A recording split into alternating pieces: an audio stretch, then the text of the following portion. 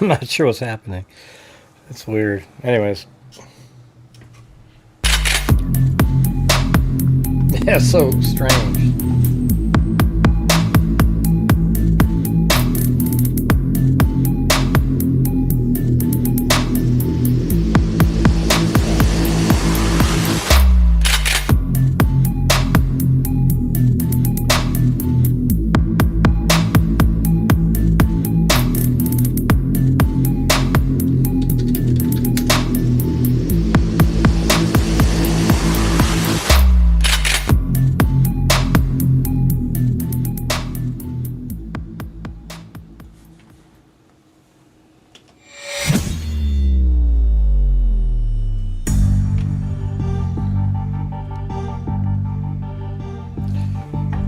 What's going on, freaks? Man, I have no idea what the hell. They changed the whole screen on YouTube. It's weird. I'm not sure what's going on with that.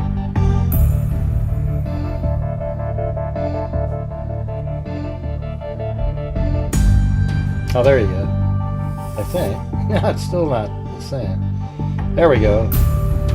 Man, it's weird. It didn't have the regular setting that you normally have. Hey, Dubious. Hey, you guys. Hello. I just want to see this really quick, okay? This is the White House. I want to see this meeting. All right, it's just happening. This is a pretty big deal. Let's see what happens.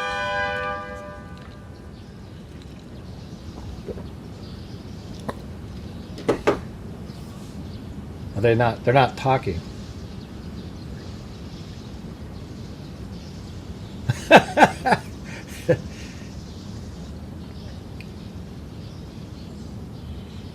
I just wanted to see this. It was on the White House website, so figured I'd throw it out there really quick.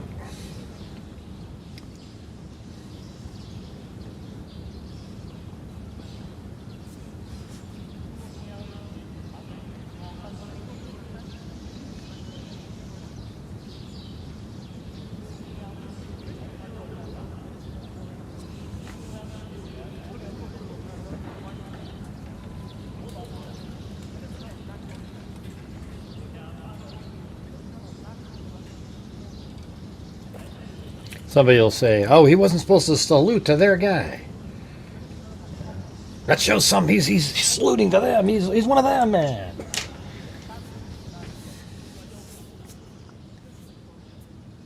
This is happening right as we're speaking. I mean, this is live, right there on the White House page. Do you guys mind seeing this? I mean, I don't know. It's not what the title says, but this just happened right now, so.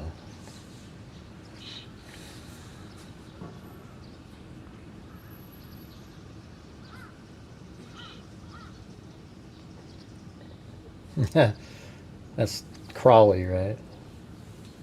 She was always so nice on Fox News, and they got her. I think that's the perfect position for her.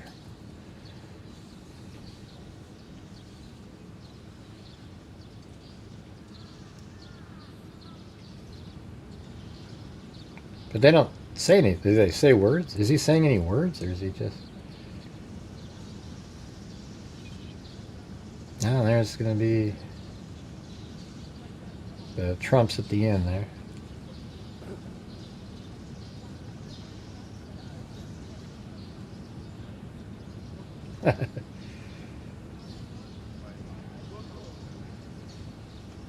Yeah, it's pretty crazy. Oh, you guys, you can't hear anything? Yeah, there's, I mean, it's really low. They don't have a, I guess that's louder.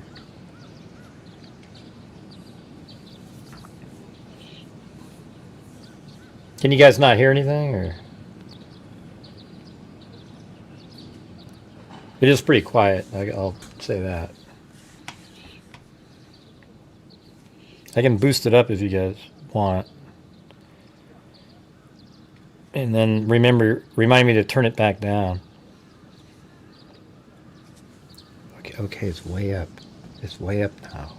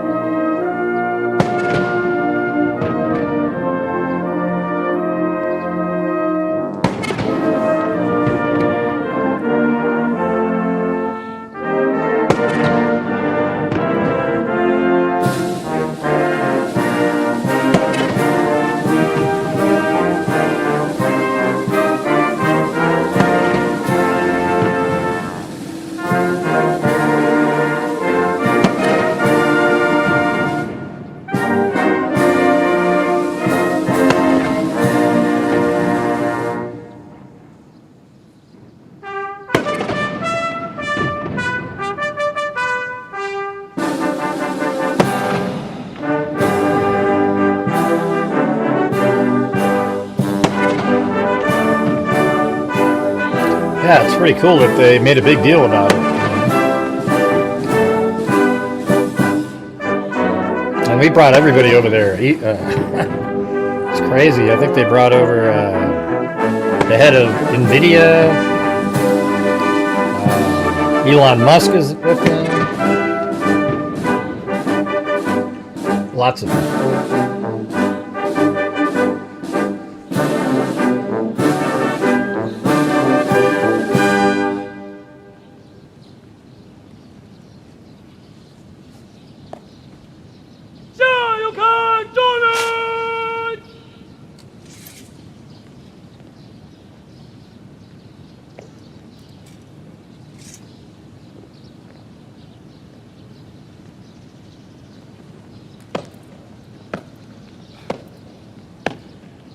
Isn't that how the Nazis walk? 左统阁下，中国人民解放军仪仗队列队完毕，请您检阅。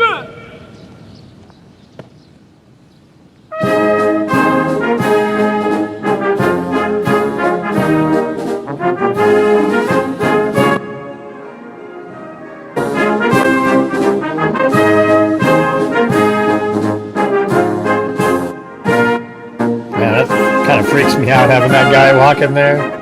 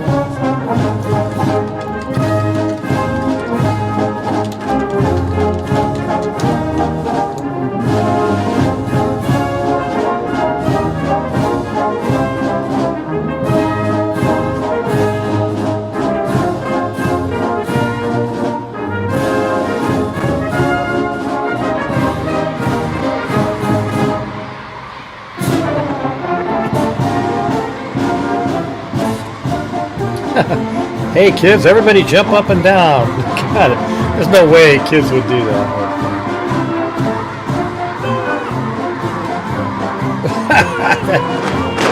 Jeez. That's almost ridiculous. Like, hey, let's all pretend that we're really excited.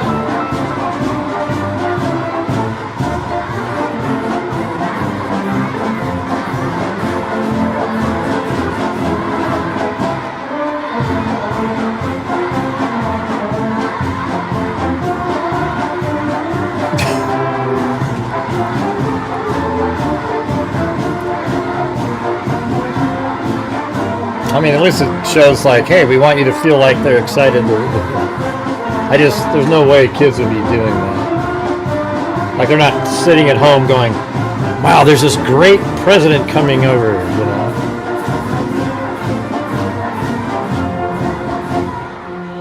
Hey, thanks, Vivian.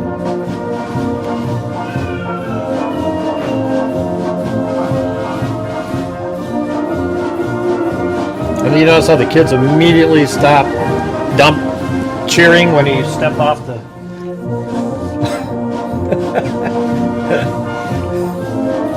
I don't know. I think they could have done without that. But it was cool, I guess.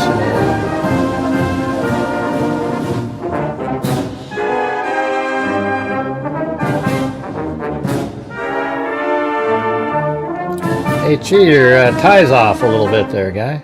Okay, yeah.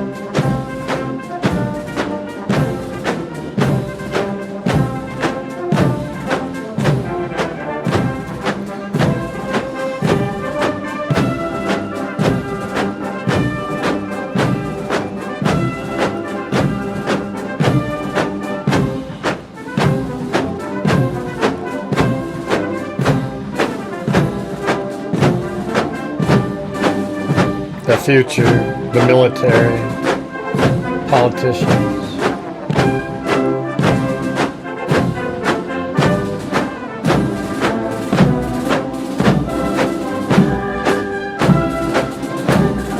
I don't even know why does China even give a damn,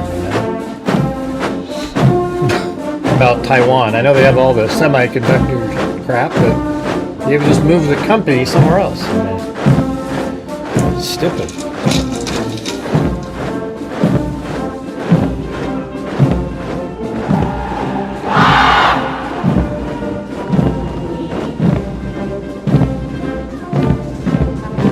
How big that area is over to the right there, that big square, you know.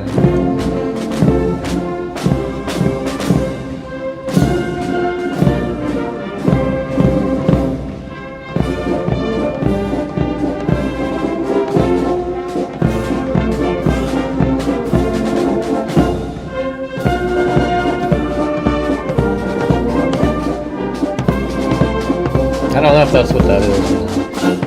I was thinking maybe that, but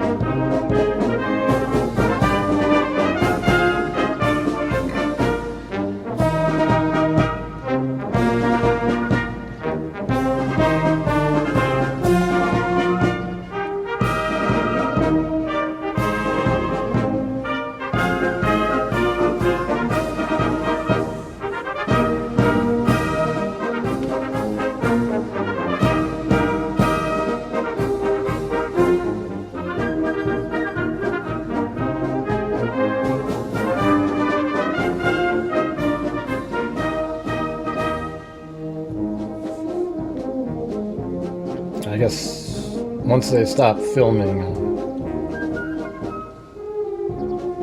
looks like they're gonna walk up the stairs over there.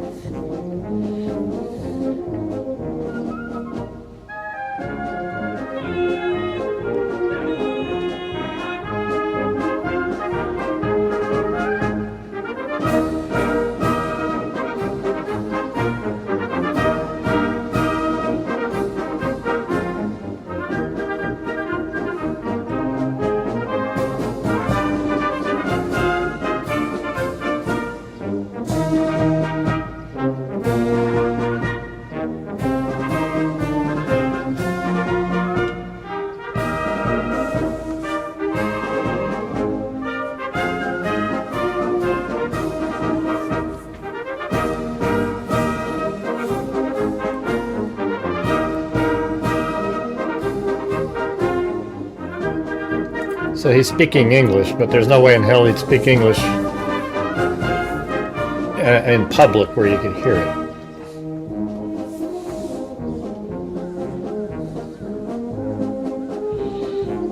As soon as they're in public, they pretend that they need an interpreter because I don't want to make English be the #1 language.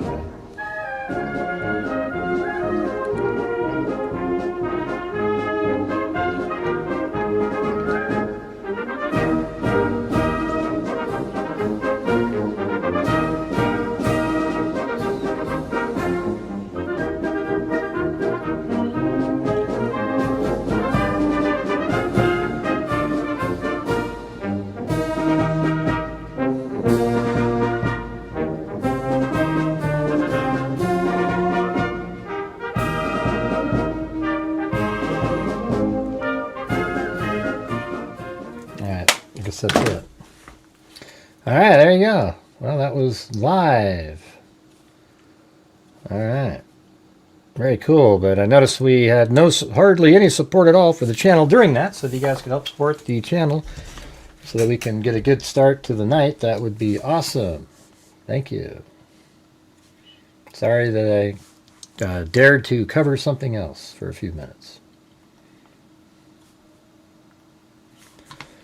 All right. Well, I hope things go well over there. It could be a really amazing results, or it could be not. But I think something good will happen out of it. They seem to get along a little bit. So, yeah, it was pretty cool. The whole thing with the kids jumping up and down, I don't know. That was obviously contrived. You know, second he stepped past them all, they all just went, up. You know, it's sort of like Mary Lou, you know, when she's crying and then she just stops immediately. Yeah. It's kind of similar to that.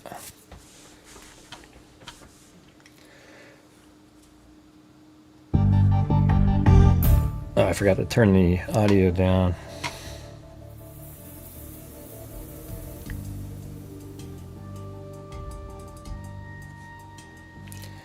But hey guys, if you could please help support the channel tonight, I'd really appreciate it. Last night we only made it to 1/4 of the goal. 2 nights before that we're less than that, and tonight we're at $1.99. So if you guys have the ability to help support the channel, I would appreciate it. That's what allows us, you know, I mean, when people are supporting the channel and there's ad revenue, etc., and we're doing well every single night, then we're able to donate quite a bit of money, thousands of dollars. This month has been very different. All right, so if you guys could please help support the channel, come up with some sort of, you know, a challenge if you can, or do something, that would be great.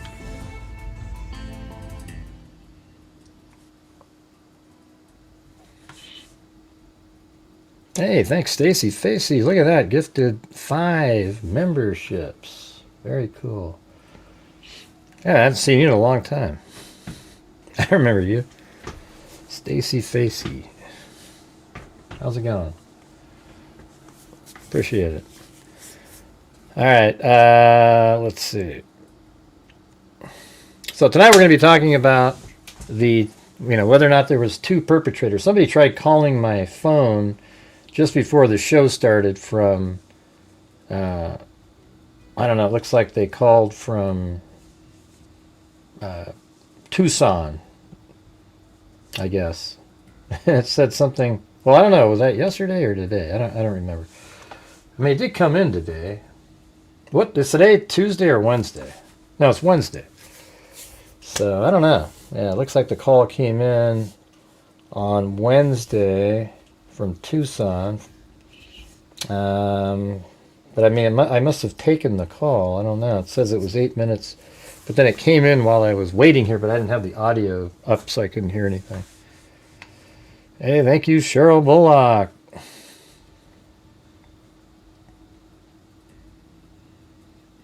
You got your own membership?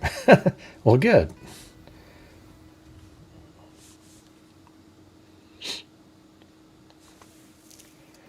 How's it going, Wild Bill Wassman? How you feeling these days? Are you out of there yet?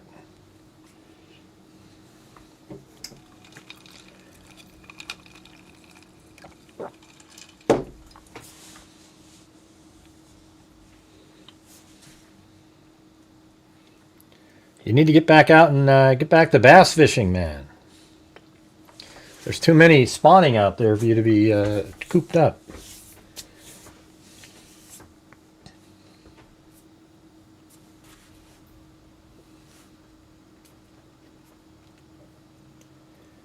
Oh, nice. Excellent. Wild Bill Wassman is home, everybody. Boom chakalaka. Very cool. Very cool.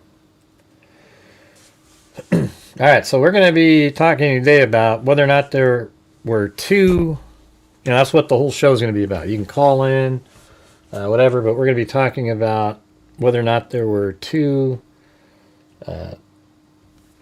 or three, you know, multiple, other than one, let's just say that, like one perpetrator or multiple, you know, meaning two or more.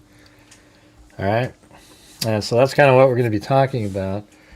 And I've got the, let's see, I've got a, there are some articles that have just come out too that I thought I'd go over first, but just kind of keep that in your mind as well. It's I mean, this Hindu Times thing is, they just do like they're sort of like Daily Mail, you know. I'm not sure what happened. This is the wrong, it didn't load correctly. I must not have saved the, man, what the hell's going on? A lot of crazy stuff going on. All right, this one, and then that one obviously didn't have it. I think it was this one that I was meant to. All right, so there's this stuff by the FBI, an ex-FBI profiler, you know, the same one that Clemente, that we keep hearing from. He says a lot of the same stuff that I've said since the beginning, you know, but I'm not an FBI there, so when I say it, it doesn't mean anything to like these these people that write the articles. But when somebody that has some sort of a, you know, a diploma of some kind says it, oh wow, look at this, you know, and then it means something. Hey, thanks, Wild Bill Wassman. Nancy Guthrie, kidnapper, may have made a series of mistakes that could ultimately reveal his identity. A former FBI profiler has claimed, as the search for 84-year-old Arizona woman entered another month this week. The case, which has gripped the U.S. since her reported abduction from home, is now being re-examined through fresh forensic analysis of blood found at the scene. Guthrie, the mother of U.S. television journalist Savannah Guthrie, was taken from Arizona. This is from, I don't know, like IB Times, whatever the hell that is. Let's see. Months ago by a masked man armed with a gun. According to investigators, police released surveillance footage showing the suspect outside her property and appealed for public help. Since then, the investigation has expanded to include thousands of tips, extensive video trawls, and continuing DNA tests, but there has been no public confirmation. The latest focus in the case comes from former FBI Supervisory Special Agent Jim Clemente, who has been examining the physical evidence around Guthrie's front porch. Okay, you know, I don't know what the deal is here, but it almost, sometimes it feels like people, like, you know, I said the first day that Enton put out the video of the blood, I looked at it and I said, this is expirated blood. And, you know, he calls it aspirated, but I guess, you know, technically you would have to aspirate blood if you're going to then cough it up. But the pattern you see is expirated blood. You know, but these people now are saying it as if it's some sort of new revelation of some kind. So the latest focus on the case comes from former FBI Supervisory Special Agent Jim Clemente, who's been examining physical evidence around Guthrie's front porch. Clemente told Fox News that blood found at Guthrie's doorway points to a disturbing but potentially useful conclusion for investigators. Listen to this, everybody. Based on the pattern of stains and droplets, he believes she was alive and conscious during at least part of the abduction. Wow. That is breaking news, everybody. I know we said the same thing 100 days ago, but man, this is really groundbreaking stuff, and really, we also know at least that she was alive at the time, he said, referring to the blood at the entrance. He added that investigators found droplets at the threshold and a trail leading towards the driveway. Boy, that is amazing. Where did they come up with that? Jeez, man, we've never said that. In Clementi's view, that trail suggests a struggle began near the front door rather than a swift and silent removal. It doesn't suggest anything. What it suggests is that her nose is bleeding or something, likely through her mouth, she's bleeding. That's what it suggests. There's no suggestion that there was a struggle at the door. Okay, it could have been a struggle inside the home. It could be that, when they were leading her out, she bumped her head, or just some little minor thing created her bleeding. It doesn't suggest that there was an altercation at the door. What it suggests is that she's bleeding at the door.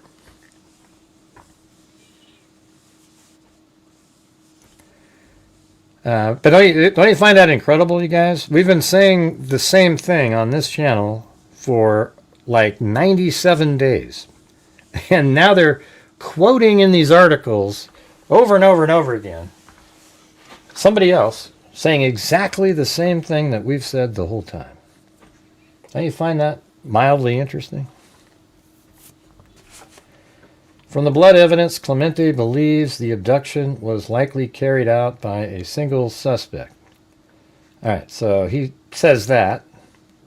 I don't know which, when you say likely, I don't know. I think it's sort of equally likely that it could be one or more people.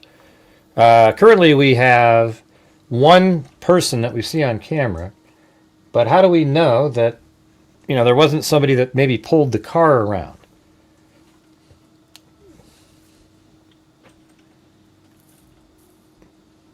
Yes, it could be Davy. I mean, I think they may have buried her. I've said this on the show that I think that it's possible. I hate saying it's possible.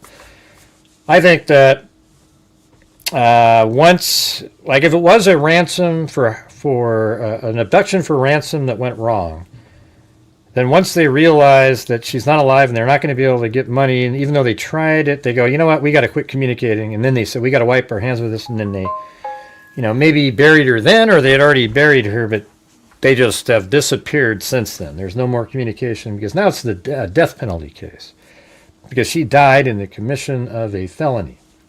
Oh, by the way, you guys, if you hadn't heard, Alec Murdoch's conviction was overturned, and now there's going to be a new trial. Jeez. Because of that stupid, whatever the hell that lady was, like the court, the person that sort of shepherds people around, whatever the hell her name is. What an idiot. Jesus, what a... so I guess, and then also apparently they aren't going to be able to use his swindling of money in the case either from people. So that's sort of interesting because that would sort of help you realize why Alec Murdoch may have done what he did because he needed money, All right, there you go. Hey, look at that. 10 months by Taguro. Anyways, I think it sucks, but it's going to go back to trial, and it's going to have the same exact information. It's going to be really obvious. He was right down there. You're going to have the audio of him just moments before they were shot, and he lied. And I think they're even going to be able, I don't know if everything in the first trial gets eliminated, because if, let's say, he decides not to testify, can't they pull out what he said in the first trial? Or is every single thing in that first trial completely eliminated? Who knows, right? Yeah, the kennel, that's what I said. Hey, you guys, if you could help support the channel, though, that would be great. We haven't had a challenge in days now, so if somebody could do one of those, that would be fantastic. We just need to make the goal again. We are just, having 2 nights in a row of the same is just, oh man. Almost 3 out of 4, actually.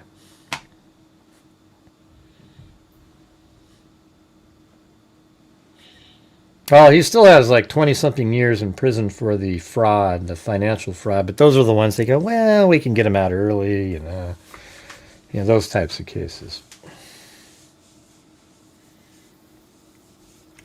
In Clemente's assessment, the man seen in the surveillance footage does not appear to be a polished or experienced criminal.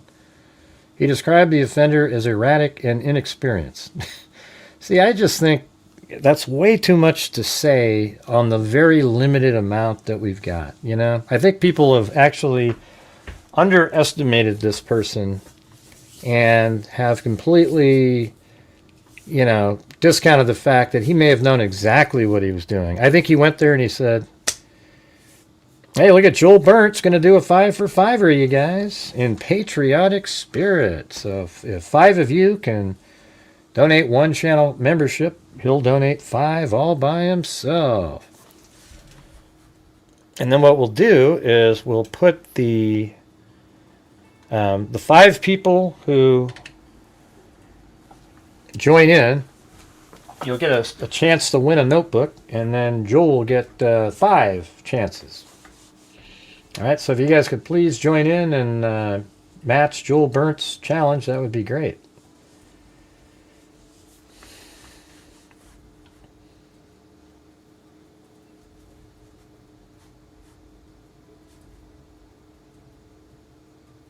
Anybody here?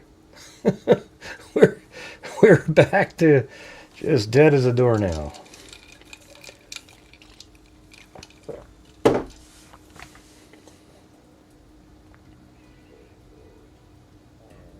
Yeah, I don't know if it's stupid or not.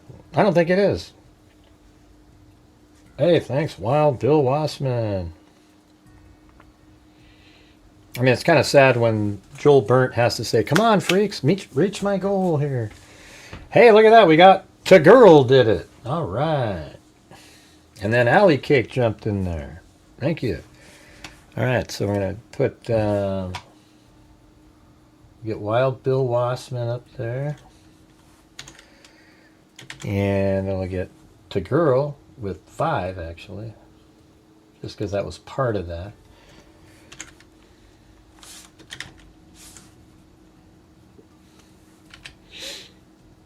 You know, there's, just to let you know, there's other channels that are keep making troll videos about me, and people question, they go, how do we know he really donates all the money?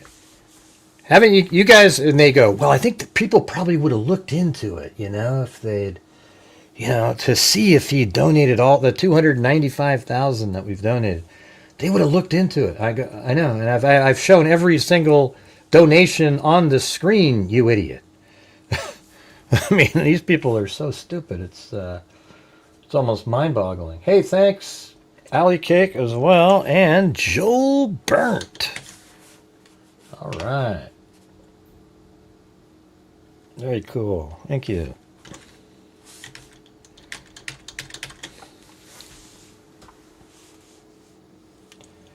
Let's see. I'm just fascinated by how he was so comfortable. Yeah. Doesn't that mean something else? At Davy? At Davy Dave? Doesn't it mean something else? Is how comfortable he was? Like, hey, you know, who cares, man? I got this, you know. It seems to me like this guy knew exactly what he was doing. He felt incredibly comfortable. He was just walking around. He knew that she probably lived alone and, you know, maybe even had more information about her. You know, if it is somebody that worked there, you know, maybe he knew that she couldn't hear very well, you know? He wasn't an act. What do you mean he was an actor? What are you talking about? Come on.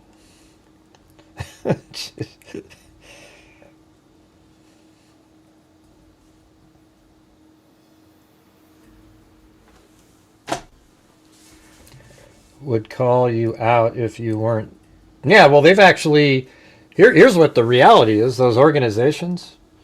Anybody, go ahead and call them up. I really, you know, if you want to call and ask, that's great. But what happens is the troll community has actually tried to. They call them up to say, to not like appreciate my donations. They all just say, they're like, screw you guys. This guy has helped us out tremendously. And then they send me the emails from these people. See, they don't understand that part, but yeah, it's pretty crazy. Oh yeah, and apparently I hate liberal women. That's what I heard that today. I hate liberal women. Oh, come on. That is so... I don't care what you are. Okay? The thing is liberal women, sometimes they hate me because I'll say something like, hey, yeah, I voted for Trump. I support Trump. And I believe in a lot of... And then, and they hate my guts. And they take off, and I never see him again. But like Lanky Tor, she's a liberal. We're friends. She comes in all the time. I don't care, Yeah, but it's so strange when you hear stuff like that, I don't care what your political makeup is. If you believe that men, transgender females should be able to compete in women's sports, then I do have a problem with you. That means your brain is messed up, okay? Now, if you don't believe that, then we're on the same page. Thank you very much, all right? Awesome. All right, back to this. From that blood evidence, Clemente believes the abduction was likely carried out by a single suspect. That matters because it could help shape investigators' view of the offender's physical ability, movement, and the likelihood that he left behind identifying traces. In Clemente's assessment, the man seen in the surveillance footage does not appear to be a polished or experienced criminal. He described the offender as erratic and inexperienced, saying the scene and the behavior around it suggests ineptness and non-professional behavior. Now, when did I've never said that. I've never said that ever, Paulette. That's what I'm saying. These people they just libel and slander like all the damn time. They don't really understand it. They say stuff that just is not true. And it's just, it is what it is. But he is not a sophisticated offender. How come? He was sort of bumbling his way through this. How do you know? See, you guys, when he says he was bumbling his way through this, you don't have a clue what he was doing. I think that is so irresponsible to report like that. It's just complete garbage. I remember thinking early, wow, that is kind of weird that he would grab that. But how does this mean that he's bumbling through the whole thing? He pulled it off, man. He got into the back of the house, propped open the doors, went inside the house. He abducted Nancy, went out the front door with her, and the only evidence he left was him wearing a balaclava on a really hard to find video on the internet, and that's it. Okay, like in the cloud.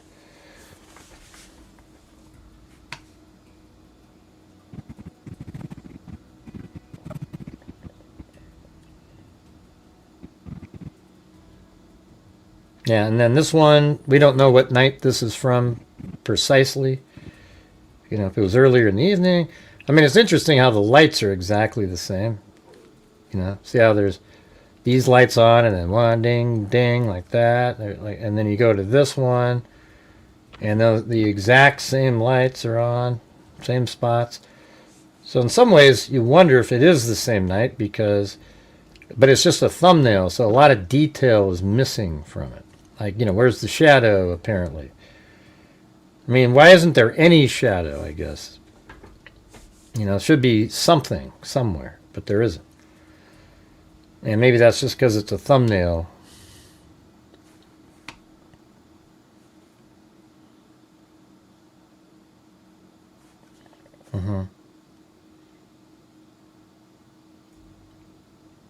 And he's walking around, and then this is the video that Fox News took.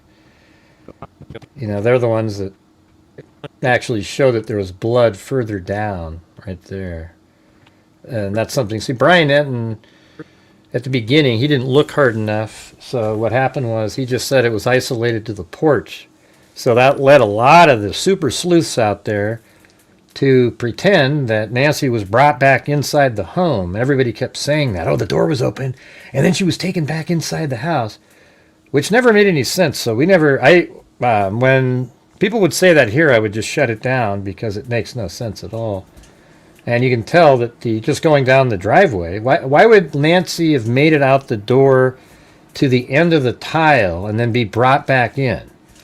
What, she escaped through the door? They just let her roam around and she escaped through the door and then went back? You know, and I say they, you know, either one person or, you know, the possibility of multiple people. Yeah, hit the like button, you guys. And we also, you know, we just need to keep on trucking here, you guys. So if somebody else can do another challenge, that would be fantastic. We've already got the challenge. People who do challenges, you get into the notebook spin at the end. All right.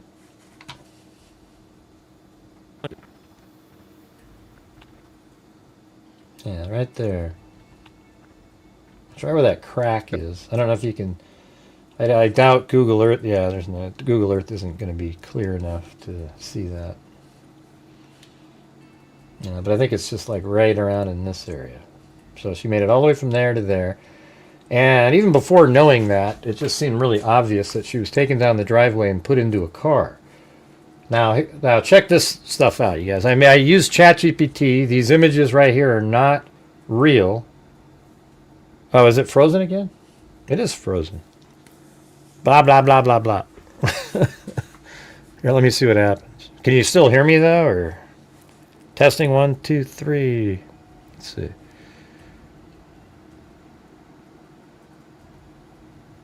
Oh, weird. Oh, is that what that was? There was some kind of beeping sound. You remember that a minute ago? There was it went bleep.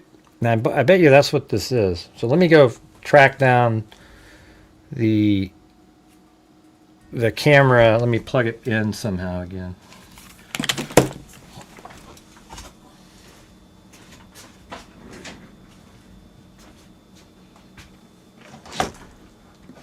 Ah, jeez.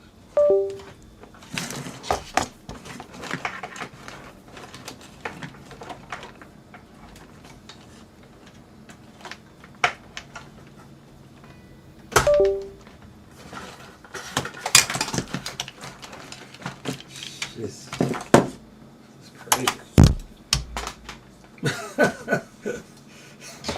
Oh boy, this is not good. All right.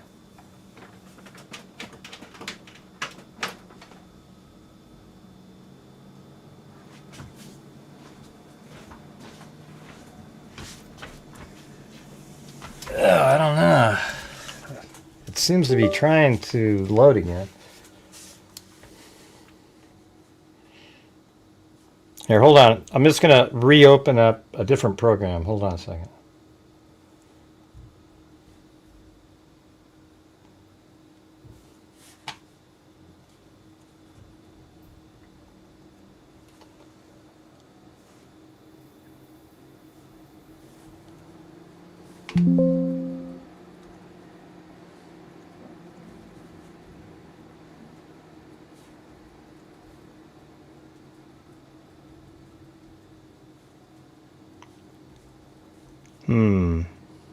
View docs.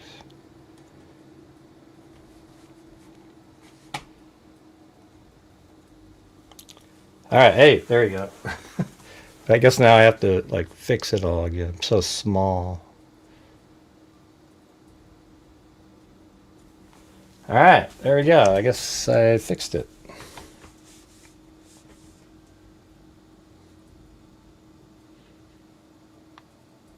No, it's amazing. These people are just really disturbing people that make videos. But it's okay, you know. Listen, for all the trolls that are watching out there, thank you for watching too. You know, you give me an engagement. You must find the show interesting yourself, or you wouldn't be here, obviously. I mean, there's nobody in their right mind that would actually watch a show if they hated it. So I appreciate you watching. So thank you, trolls, for watching as well. Maybe hit that like button for me. That'd be great. And the rest of you guys, if you can hit the like button, that would be awesome. But we also need to get some more challenges going. So thank you. What happened right there? To girl? What is look at, look at, look at? I don't know what that means.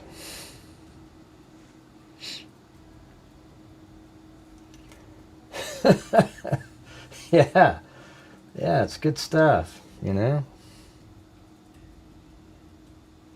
Somebody said, look at, look at, look at. Alley Cake said, look at, look at, look at. What are we looking at? Is there a challenge going? Yeah, I don't see it. Oh, really? How come I can't see it? It's weird. Yeah, I don't see it there, though. So if you guys can do it. I don't know, for some reason. Oh, yeah, can you hear? But at least... Okay, there's that one. And then... Oh, a 5-match challenge. Oh, cool. So Tagirl has 5 for... Yeah, there you are. I can see you now. Has a 5 for 5er. All right, so if you guys do 5 individual ones, she'll do 5 by herself, but all of you will get put into the notebook spin at the end. All right, cool. I was supposed to do something special other than run, just message. Yeah. All right, anyways, if you guys could do that, that'd be great. That'll get us to around 50%.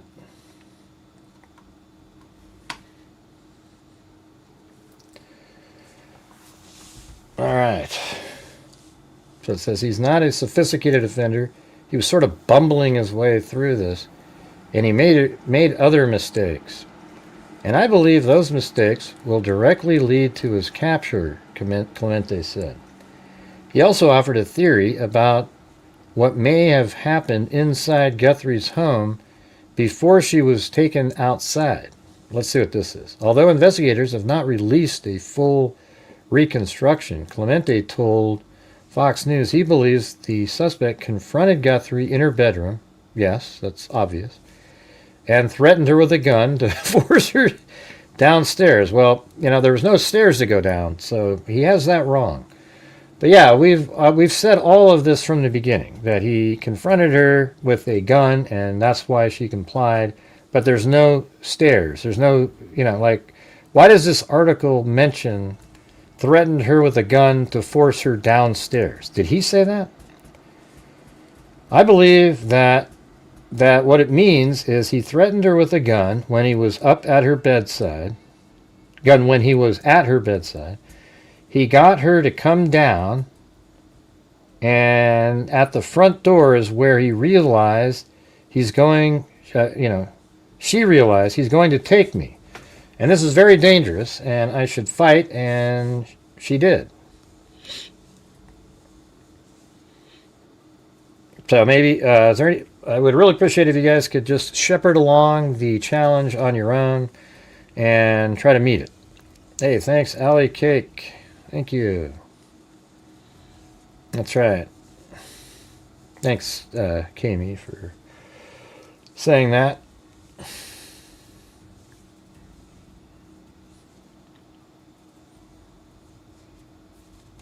What is he talking about? Get her to come down. There's nothing to come down. It's a ranch house. He got her to come down, and at the front door is where she realized he's going to take me. And this is very dangerous, and I should fight. And she did, he said. Yeah, I mean, it's possible, sure. You know? It could also be what Ashley Banfield said, that inside the doorway is when the attack happened. He also speculated about the suspect's state of mind after surveillance images were released publicly. Clemente said the man likely came under severe stress once he saw his figure on television online. No, he didn't. I don't agree with that at all. He already knew that his image was going to be on that camera as he was removing it. That's why he was wearing a balaclava, and everything he was wearing was different clothing than he ever wore before. I think every bit of clothing, as I said the other day, or like a week ago, 2 weeks ago I said this, well, more than that. I mean, a long time ago. Like every single bit of clothing that he's got on, he just bought. And that way, nobody will recognize him. Right? Like, there isn't a friend that's going to go, oh, I've seen a guy that wears that. Like, I don't think anything he was wearing was something he wore before or normally wore anything like it. So I think in public, that guy does not look like that at all. You wouldn't be able to go, oh, well, he's got the sweatshirt, he's got the pants, you know. Let's see. He also speculated about the suspect's state of mind after surveillance images were released publicly. Clemente said the man likely came under severe stress. Does anybody think that? When the image came out there? That's just not, I don't think that's accurate at all. He didn't know that there wasn't a subscription paid for. He thought, oh man, they're going to have a treasure trove of me standing here and until I get that camera off of there. Right? So that's just, I don't know, man. It's not really thought out. The people just throw out crap and it makes it into the articles.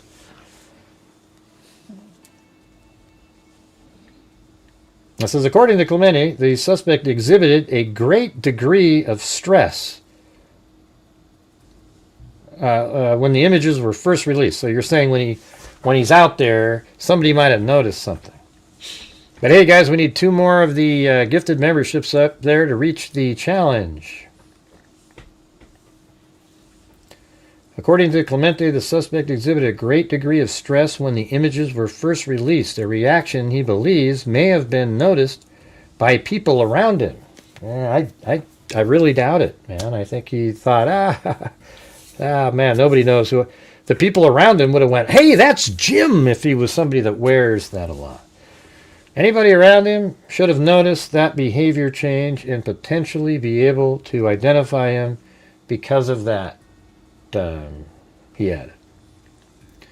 None of those claims have been confirmed by police. Well, yeah, but how would these people, when they write like this, hey, none of those claims have been confirmed by police. You mean that he acted out when... So they would have known who he was if they could confirm something like that. It's not even something you need to type in. Of course, police couldn't confirm if he acted stressed around other people. Or they would have already known who he was, right? What are you talking about, Gene?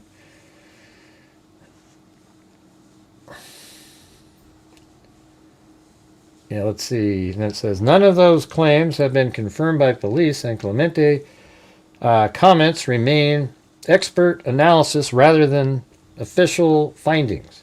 Still, they underline a broader view among investigators and outside specialists that the offender's room for error may be narrowing.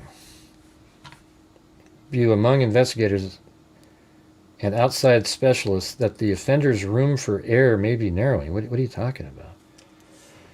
Authorities say that Nancy Guthrie investigation remains active. Detectives are still reviewing hours of surveillance footage. Man, how could you still be reviewing surveillance, man? If I was part of that investigation, I wouldn't have been able, you couldn't have drugged me away from looking at the surveillance footage. But hey, guys, we need 2 more gifted channel memberships. We're just trying to reach the challenges so we can try to get to the goals tonight. That would be awesome.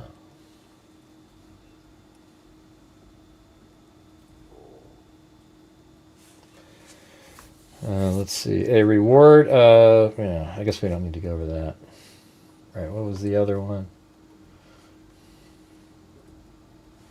And what's this? Nancy Guthrie update. Sheriff breaks silence after explosive claims. I think this might be profiler critical mistakes. That's the same guy. I don't know if I want to. Let's see. Let's do People magazine. Probably has a little bit more. Sort of similar. Sheriff recalls moment Nancy Guthrie case took a criminal turn. Doesn't look right. Didn't we already know that though? Like he said that at the press conference. Nanos recalled being alerted about a missing person case at around 2 p.m. over a text on February 1st.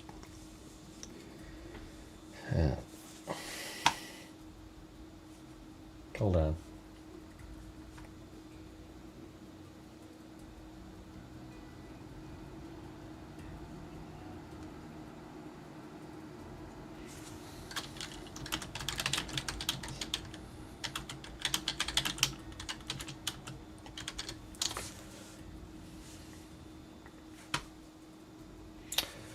All right, guys, any chance you guys can get those last 2 gifted memberships so we can reach the goal, the challenge, and make it to 50% of the goal?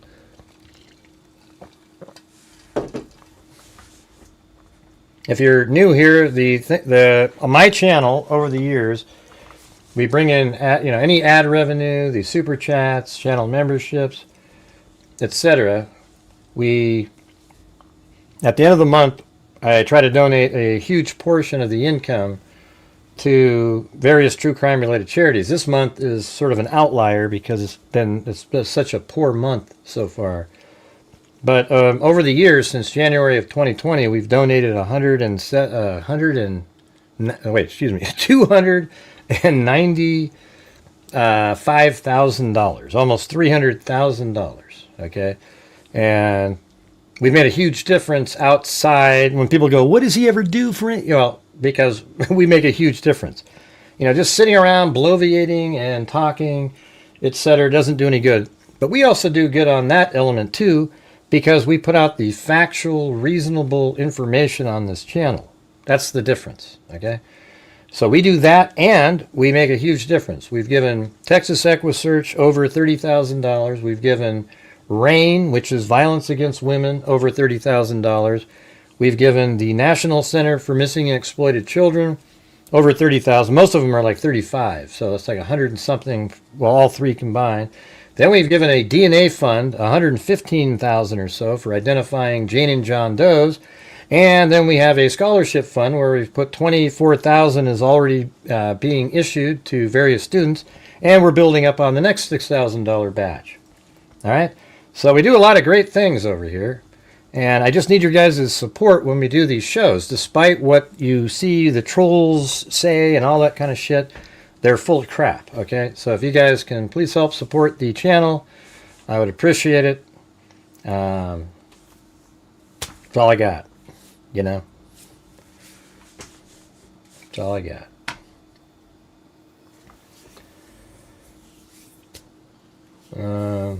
Nanos recalled being alerted about a missing person case around 2 p.m. over a text on February 1st. A few minutes after the chief notified him about 84-year-old woman missing from her house, Nanos says he got another text that the scene of disappearance doesn't look right. Something is wrong. We're calling homicide. The reason that homicide was called is because they are the investigative unit in charge. Didn't he say all this in a press conference? All right, guys, any chance we can get that last one? We need one more. Just one more gifted membership to get to the challenge there. That would be awesome. See, this is the part I don't like to do on the show. But it seems like if I don't do it, we don't make it. All right, and this is what the trolls love. They love, oh, look at Gray. He has to sit there and keep shepherding through just really basic stuff that I never had to do before months ago. So if you could just please support the channel, get to the 5th one, that would be great. Thank you.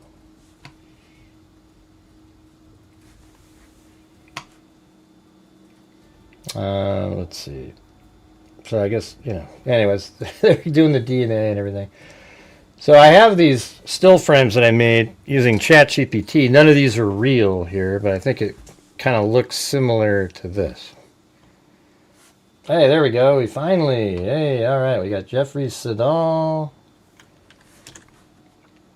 And then we've got Carol Silva. Very cool. Thank you.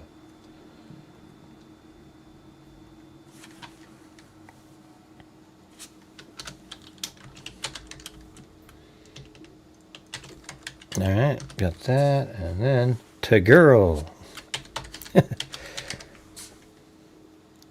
She probably wanted to use the girl, but then it was used up, so she typed in "ta."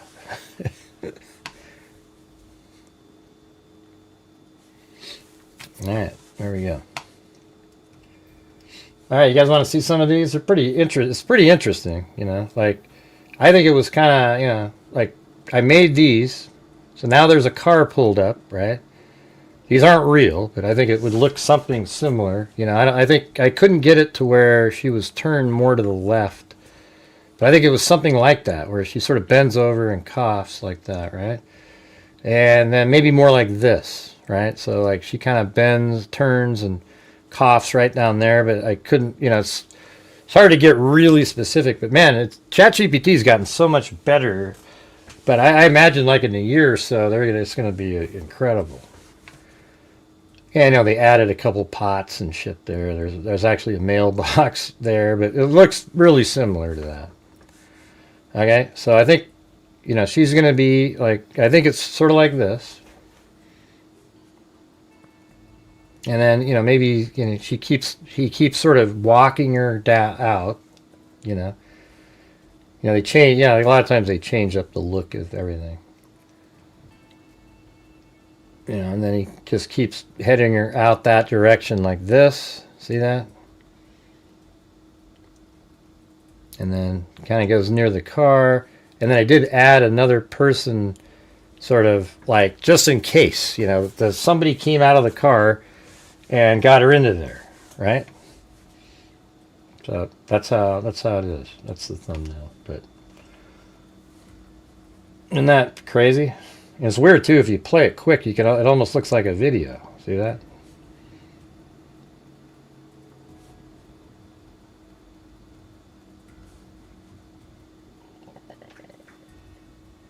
It's wild. Anyways, hey, thank you guys for reaching the challenge there. We got to 50%.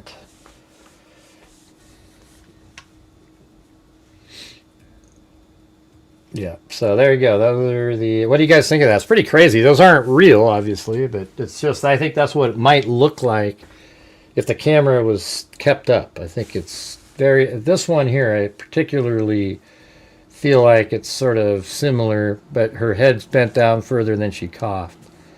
Something like that. You know, I have her with bare feet, and, you know, I try to keep him looking somewhat similar.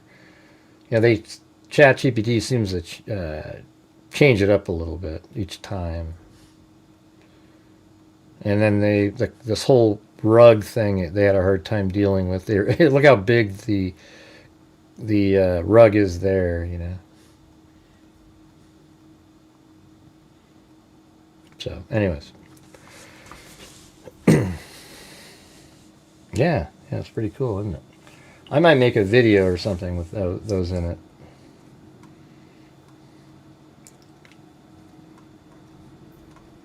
All right, so now we can look at and sort of visualize how maybe a second person might be in there. All right, so I think, you know, in a theory, is that, you know, here's if one person showed up. So if one person showed up, let's say they parked their car either like over on this side street, or maybe this one over here. I think that's about as far away as you'd want to go. Like this one or this one. There's a really great spot right there. It's crazy. Like you go down here and nobody can see you on that street, and then nobody really could see you. You know, just some random car driving by might see you. But you're talking about, you know, it's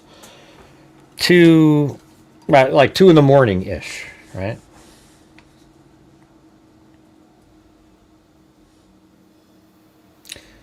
Yeah, we don't know if she was putting up a fight, Davey. Yeah, that's just people saying that because her nose was bleeding. That doesn't mean anything. It means her nose was bleeding.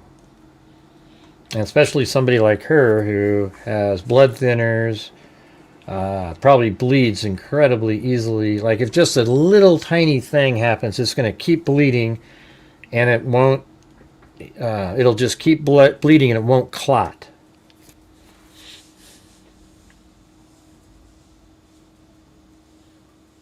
I don't know if we've confirmed. I think he was inside the home between 2:12 and 2:28. That's when he was inside the home. So, but I don't know if it's from, like he literally entered the home. That's what you can narrow it to pretty close to that time frame.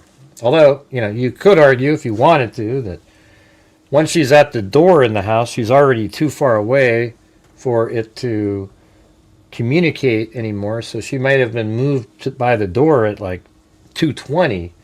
And it still wasn't or I guess it would be 2:28. She's moved by the door at 2:28, but she didn't leave the home until later even, because it still didn't connect. So we're basing that she left the house right at 2:28 when her pacemaker stopped connecting to the internal unit. However, that doesn't mean that is when she left, because the front door is outside of the range where it would have communicated. And she could have been there 2:28 and been there until 2:30, 2:35. Who knows what was going on in there. And then removed from the house. I think it's most likely that she was removed from the home right around the 2:28 time that you see.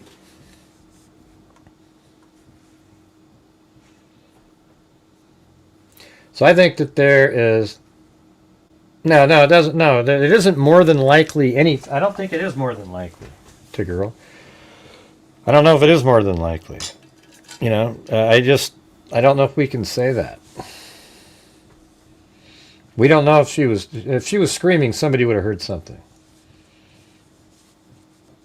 I don't know what the reasoning for the bloody nose is. I think what we want to say is that it was a fight, so that it seems like she actively was trying to do something, but we don't know.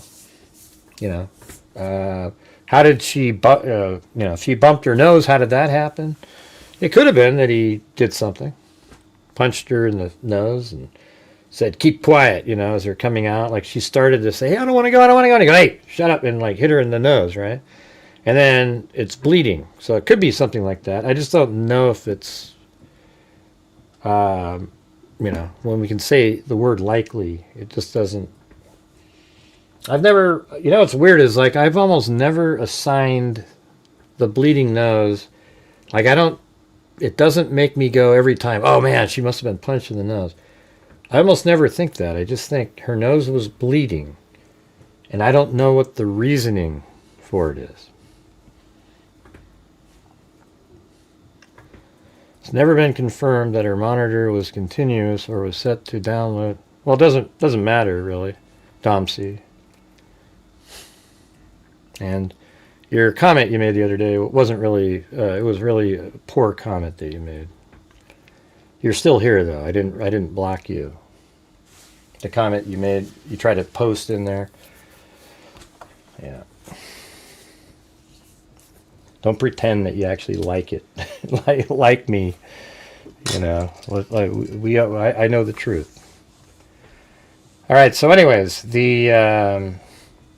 what we do know is that at 2:28, her phone stopped connecting to her pacemaker, or not her phone. The internal unit inside the home stopped connecting to the pacemaker.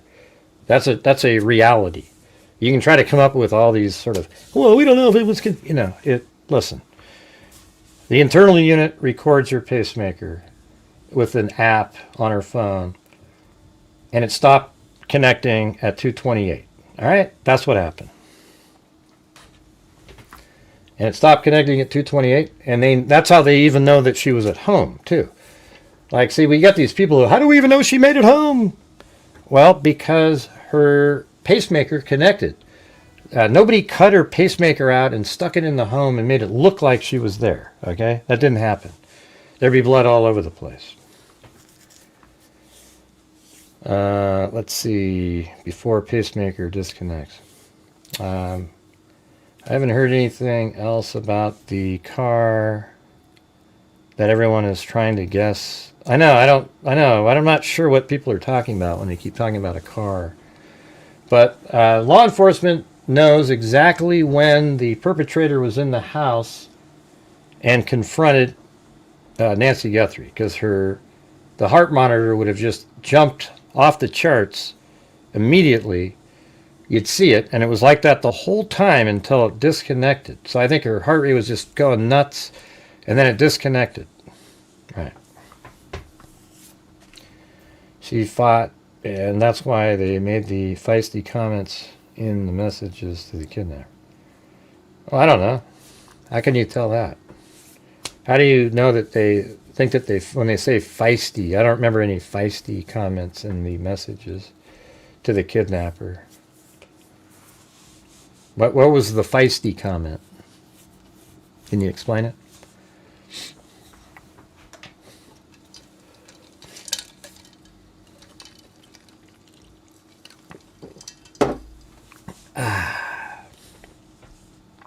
Is anybody here? Hello.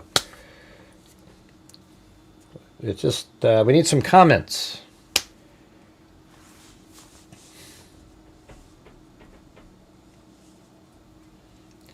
Started to resist inside. Yeah, maybe inside the front door. Right, well, I need you guys to comment during the shows, okay?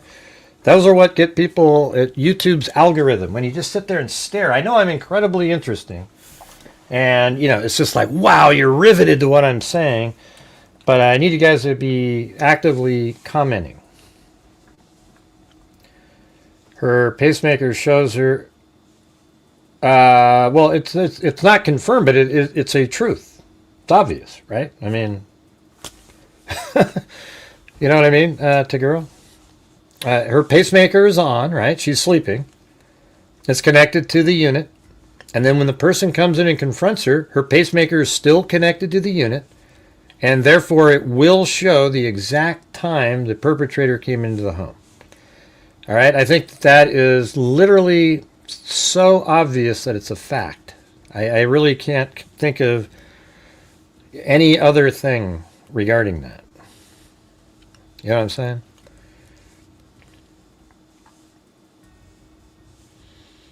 Yeah, I mean, she could have just been sort of like resisting and, you know, just the stress of it maybe, you know, caused the bloody nose. You know, some people get bloody nose anyways. Okay, so they let the public know that was new. No, they didn't let the public know. It's just an obvious thing is what I'm saying, right? Doesn't everybody agree with that? She's asleep. Her pacemaker is connected to the unit, right? And it's recording her heart rate, etc. And then a person came in and confronted her. So then at that point, her heart rate would just be, you know, it starts pumping erratically and you start freaking out. Okay, and that's exactly, they know exactly the time. I'm saying it because I'm saying that as I am absolutely certain that that is a reality. Okay? I don't know of any other, like, what else could happen? All right? So that's what I'm saying to girl. It's never been in an article or anything like that.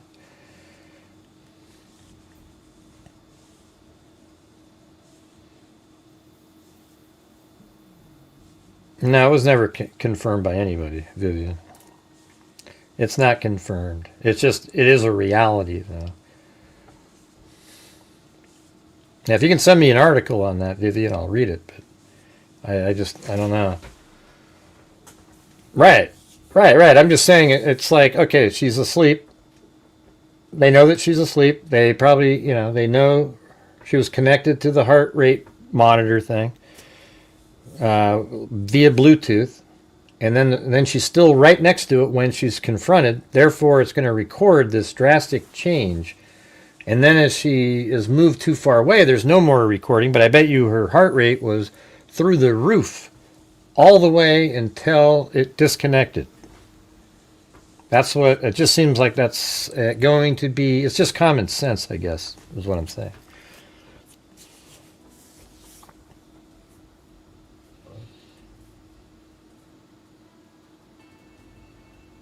Right. Well, that's what I'm saying. It's just common sense, is what I'm saying, Lori. It's nobody has to say it. It's one of those things where you just know. Yeah, that when but Vivian up there said it's been confirmed at the pacemaker company clinic that it was signaling high rate and suddenly goes calm before it disconnects.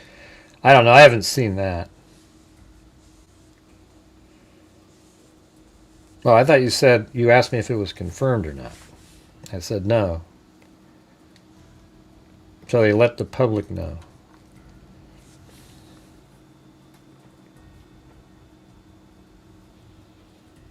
Mm-hmm.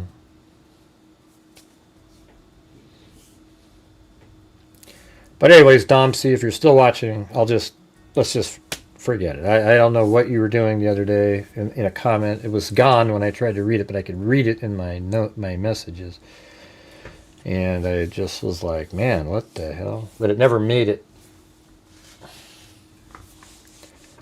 But that's cool, you know.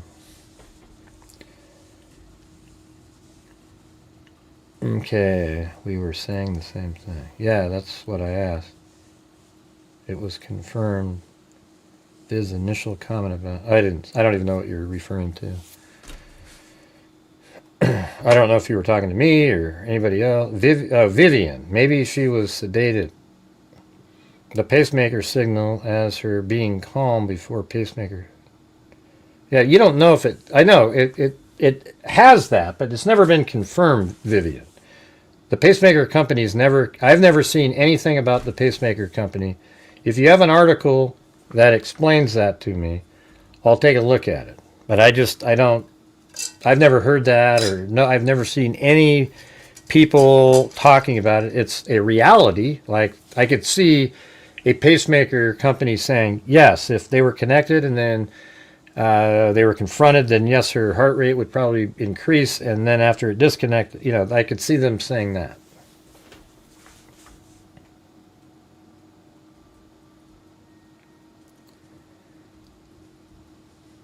Mm-hmm.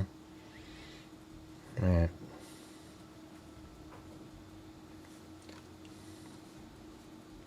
It's weird to me that people think she never made it back home. Yeah, it's weird that people still say that crap. It's mind-boggling. They also know where her phone was. The key is that her pacemaker was back home. That means it was connected to something, she has to be home for that monitor to be working. But anyways, so let's just say, we know at 147 he's over by the front door. I think logically that this video right here, I think that right here is 147. I think right after this it was removed. I think this right here is the removal of the camera. So he's like putting this over there and then pulls it off. Now, everyone might think, oh, wow, he's so crazy. He wasn't prepared. I think he just walked up there and he goes, I'm just going to remove the camera. Nobody can recognize me. And then he started to do it and he goes, I could probably do this, but you know what? I don't want to rip my gloves. So I'm going to go, and he goes over here and he finds a little vine or something. And then he kind of makes it into a loop and then puts it over the doorbell camera and then pulls it off. That's what I think he did. And I think in doing so, a lot of these little plants and everything got on the ground. Hell, maybe that's even the one he used right there to pull it off. And then he just dropped it. Then he grabbed the camera and he walked away. Look, you can even see that he did this. It's behind there. Now, you might think that, because I think the camera goes back, and it's not hard to just prop off, because I remember there was a video that, I think it was, who the hell did that? Was it, I don't know if it was Ashley Banfield, or she had somebody, or maybe Nancy Grace. I can't remember who it was, but they had somebody that bought the exact same camera, put it on a a door and then tried to take it off, and it was pretty easy.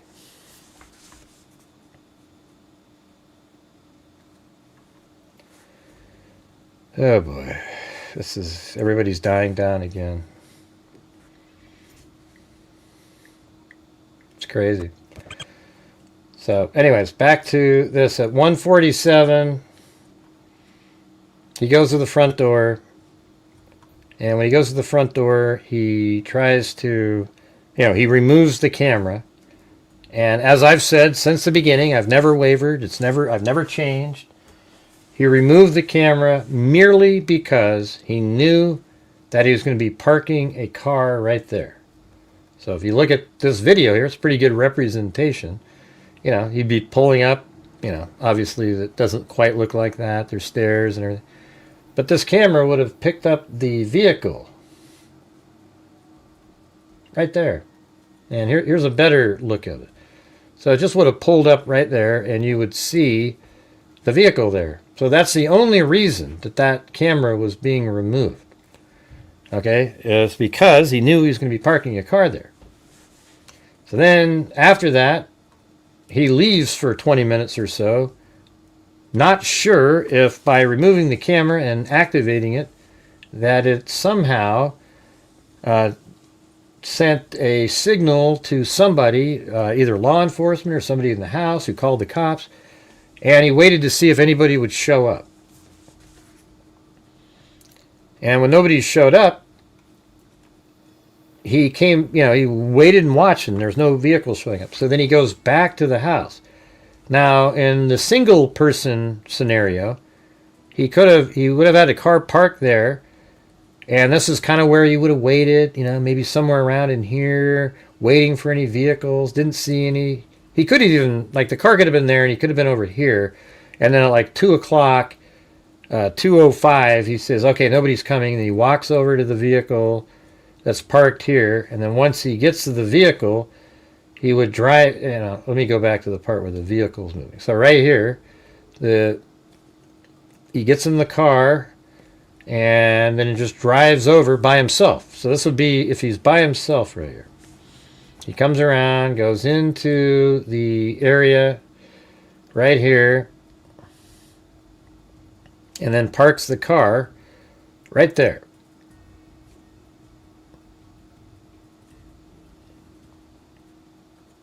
And so that would be right in front of the home. And then let's say he parked it there by 2:07 or 2:08, 2:09, something. Then he gets out of the car and maybe goes around this way. I guess he could have gone this way too.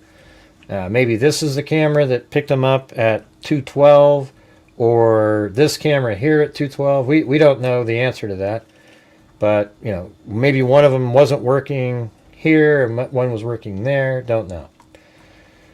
But he goes around, and then he goes into the backyard at 2:12. We know that the camera that filmed him at 2:12 was an outdoor camera. It was not an indoor camera because Nanos said, I guess it could have been an animal.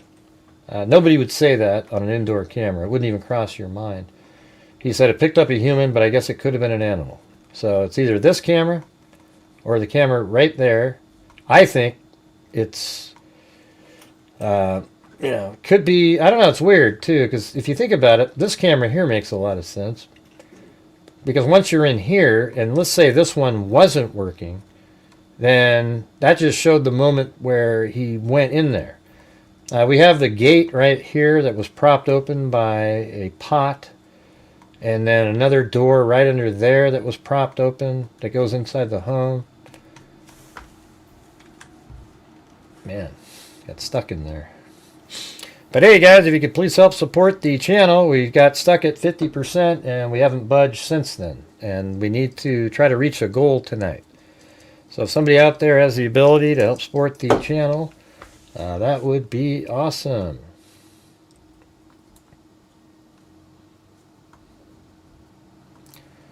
Alright, so let's say 2:09 or 10, he walks around and he gets over the fence either there or here. Somewhere back here, he sets off the motion sensor, and that's around the time that he's going to be entering the home. So I think he got into the house at like 2:14, 2:15. The way the house is set up, this is Nancy's room is right there. As a matter of fact, I can just open this up.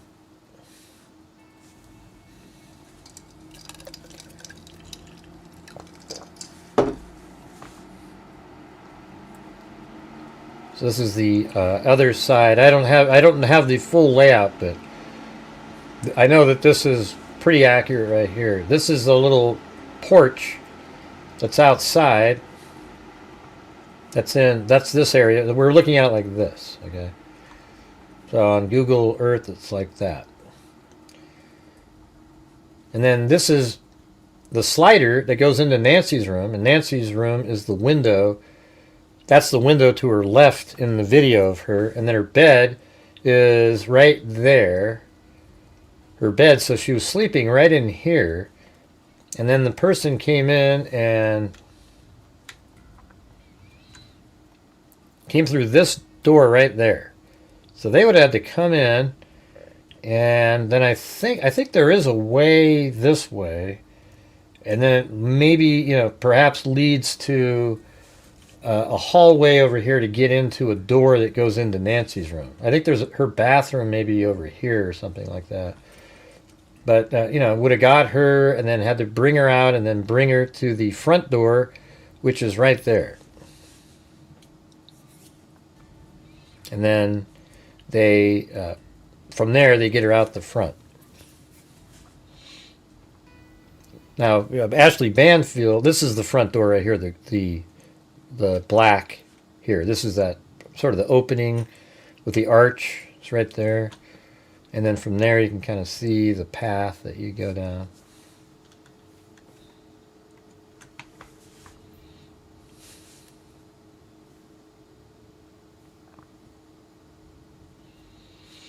Alright guys, any chance you guys could help support the channel? We've been just frozen here at 50% for at least 30 minutes now.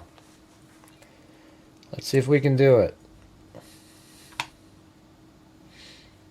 Yeah, and all these lines here, like that's the garage door. So when she was dropped off, he took her to the garage right there. This is what the would look like. There's the garage door. I mean, here's the garage door, and that's the door, internal door that goes inside. The mahjong table is right behind these little fire logs here. It's right through there. And then just this little brick wall right there is where there's a window. I mean, that's pretty interesting just looking at it like that. So if you go up into the air here, it's like this.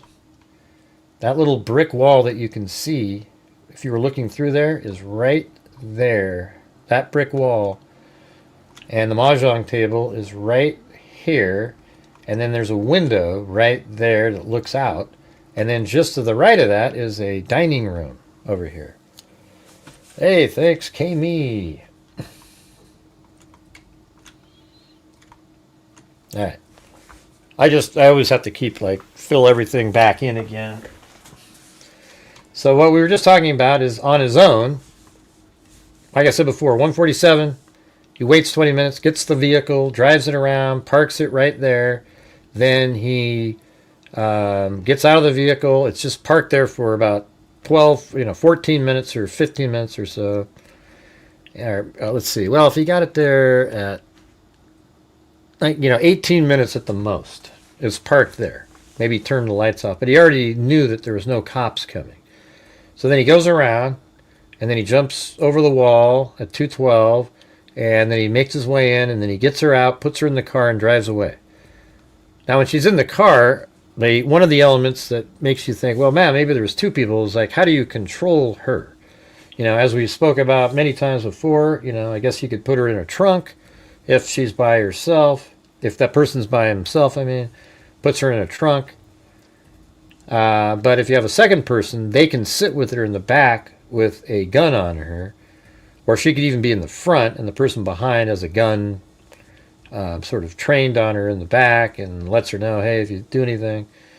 And then you also have the fact that he had some sort of a radio or walkie-talkie deal, right? Like, so if we go to the video here, let me go back to this one. I think it's right in there. See that little thing right there could be a walkie-talkie. Some people think it could be a scanner. It's definitely not a jammer, I can tell you that. Absolutely not a jammer. So that thing right there, it's weird how you can see it right there. It's really high, and then it kind of goes up, and then it goes down again. It's weird. Strange. So I guess his pocket's just up a little higher there. But there it is. And so that's a walkie-talkie. I would say if it is a walkie-talkie, then it's almost certain, very, very more likely that it is a person, you know, maybe that there's somebody in the vehicle. So then when he's ready to go, he goes, okay, I'm taking her out. They pull the car up. And then, as we've said many times before, that would minimize the amount of time that the vehicle would be parked there, right? We've talked about all this. So that would make it could just be there for less than a minute. It pulls up, you know, maybe a minute, a minute and a half or something. The other way, the car is there for 13 or 14 minutes, but everything in this case could have been done by one person that we've seen so far.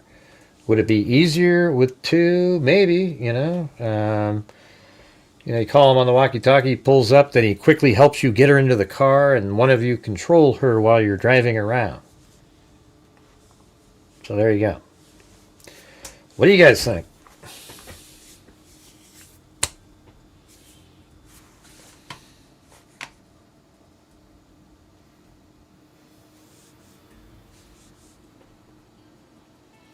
It's just a walkie-talkie. Yeah. It's not a dog shock collar. Jeez. A dog shock collar. Oh my God. Wow. All right. Let's see.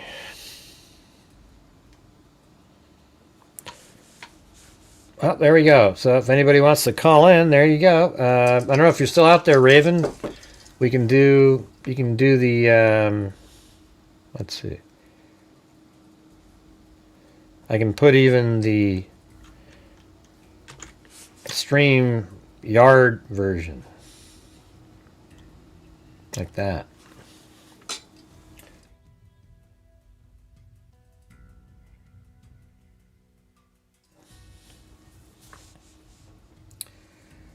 No, it's not a small stun baton. Yeah.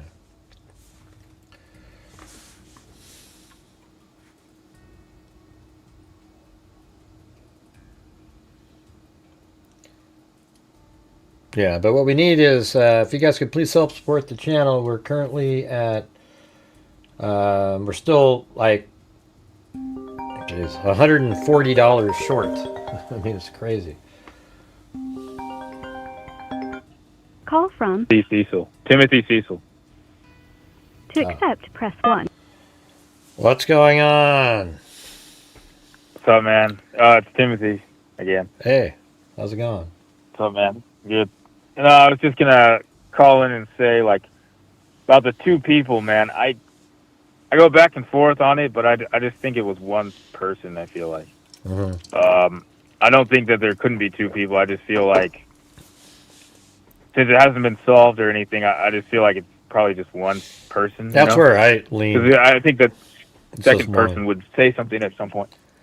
Yeah, I just lean to one person, you know. But it's like I can't say it's not logical that there would be another person that could drive around and help, you know, pick her up or something. Right. Right, but don't you think that the second, like what I was saying, where the second person would say, like, eventually be like, yeah, man, I picked him up, and then, you know, talk to law enforcement or something? Because he would get, like, nervous or something, because he would get the same kind of sentence as the other guy. Mm-hmm. If he didn't start, like, talking to police. I don't know, I just think it's one person, though. And all the stuff could be done with one person. Like, he went up to the camera. Yeah, that's what I was just saying. Right. well, I don't know if I can't remember the exact order of everything, but he like went up to the camera, tried to cover it, then took it off because he, like obviously he was gonna park the car there, and then I think he just went to the car and then drove it up there though. And that's Yeah, why I he's mean, it covering the seems camera. like it makes sense. He's waiting 20 minutes, just goes, gets the car when he sees the coast is clear, pulls it up, maybe turns off all the lights on it and everything, and then he goes inside and, I mean, the thing is, I guess we don't really, I wish we could know a little bit more about, like, the 212, camera. It's not the same one. I remember people trying to claim that the 212 is the front door camera, but the front door camera is already out of play at 147. They said it disconnects from the network. It's gone. It's not there anymore. They didn't say, oh, it reconnected again at 203, and look, here's a, it never reconnected. So that has to be another camera that did that. Yeah, I definitely would want to see that too, but I don't think we get to see that, which sucks. Mm-hmm. And then, someone was saying that they hit her with a stun gun, and that's why she was bleeding. I mean, that's ludicrous because I don't think that's what happened, man. I don't. I mean, why would they need a taser, or like stun her? I don't get that. But I heard that though. People were saying that. So I don't. That doesn't make sense though, right? Like, because you wouldn't need to do that at all. She's an older woman with health issues. You wouldn't need to. It would be easy to overpower her or get her to do what you wanted pretty easily. So. All right. Then the last thing is do you think this case will be solved though? Because man, it's been quite a while, man, and it doesn't seem. Well, I think it'll be solved, but it's like, man, that seems less. I thought it was maybe more recent, but now it just seems like it's. I mean, unless they have something that they really have in the background, they're just not talking, and maybe that's why they're so quiet, is because they just have to put all their ducks in a row and get it solved, but they've got it. Like, they think they know who it is. And then we just one day, boom, an arrest has been made. That'd be amazing, right? But I don't know. It has been a long time, and it just seems like it was a perfect storm. You got a guy that completely covered himself, balaclava, etc. Then the neighborhood, the foliage and the way the houses are built off the road, and all the cameras, very unlikely to film anything at all on the street. If they do, it's just going to be lights because it's through the trees.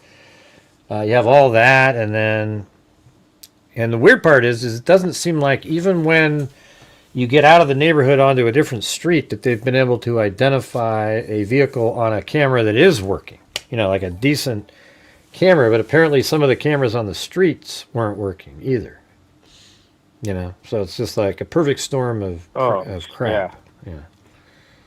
Yeah, and it's he's almost impossible to identify. Like, the way he looks and everything is like average height and build. It's almost impossible to identify him. Like, there's literally like millions of people that look like that have like the same type of body, Mm-hmm.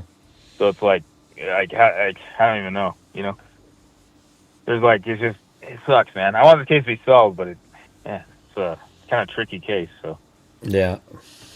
All right. So I guess we'll see. Hopefully some more people will call in, man. Not just me. Yeah. All Okay. right. Cool. Thanks for calling. See ya. Bye. Hey, at least there it is. Timothy calls in. Thank you.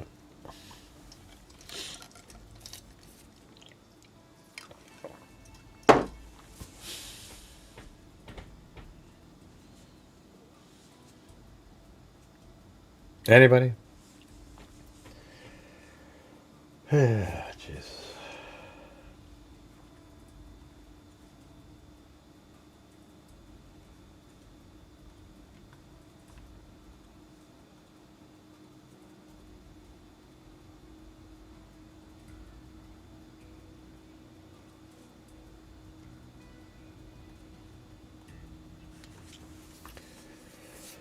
Yep, waiting for calls. Why doesn't somebody else call in? Come on, you guys. Just pick up the phone. It's really easy. Come on, T-Girl, call in.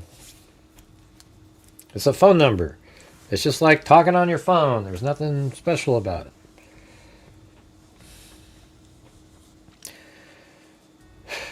Would it help you guys if I said that I really need your guys' support tonight? This is the second night in a row, third out of 4 that we're not even close to reaching the goal. I need you guys to, I don't know. I mean, it's just going to be like an unprecedented month for us, the way it's turning out right now. It's just, it seems like people just aren't interested.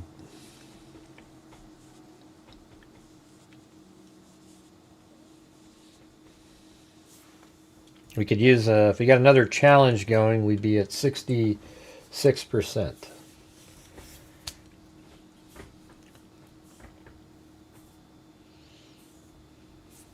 Any chance at that?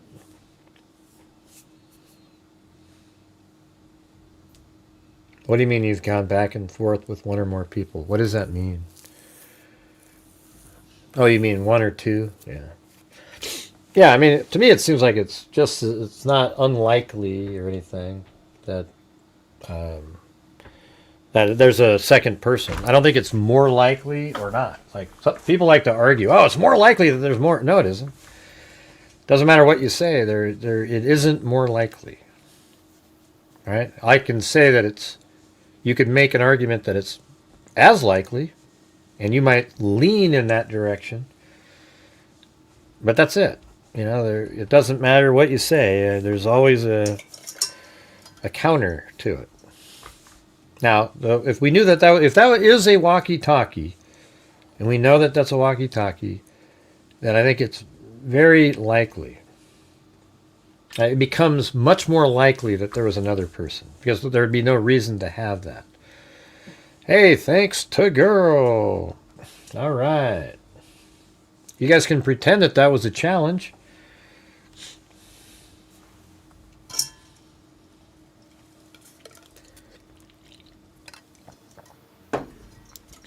I like iced coffee now. I do caffeine free though. Hey, you guys want to see something kind of cool while we're waiting? Look at these. Remember that image the other day on Google Earth? This one that I thought, man, what a creepy image. Did you see that? Remember we were doing that one case and I go, look at that creepy image. Because that is creepy, don't you think? I mean, something about that is just incredibly creepy, don't you think? Let me know. Like, you just look at that, you see the horses in the background, there's just just sort of this girl walking with a pail. There's something about it that's like... Now check these out, though. I made using ChatGPT. Look at these crazy. Look at these. And these are like way creepier. See that? Look at that one. And then that one. Pretty good, huh? Call from James, a.k.a. Jason Bourne. Hey, all right. What's going on tonight? Hey, how's it going? I'm showing these picture of this. I think, look how creepy these look now, though, you guys. I don't know if you I am saw. looking, yeah. Yeah, look at like these, because that was just a picture from Google Earth, but look at these ones. That makes it like way creepier. I almost want to frame one of these. These are, look at these. This one's a little too much, but like these, you know, that one, I think that one's sweet. That one specifically. Yeah. That one's just crazy looking, like this weird. Definitely a weird vibe. Yeah. All right, what do you got? What do you got? Well, you know me. I'm always a stickler for details. Yeah, we'll see. Yeah. Well, so let's go over this again because I want to make sure that I understood, and I'm pretty sure that I did, but it's always good just to make sure that, you know, there's not a misunderstanding as to what has been stated. So, for starters, then, is the idea then that he would have pulled up to her home sometime around 2:08? Yeah. And went around back, got access, came in, and this is the one-person scenario. Yeah, and just try to walk her out to the car, yeah. And walked her out to the car. Is that basically what we're saying as far as that scenario goes?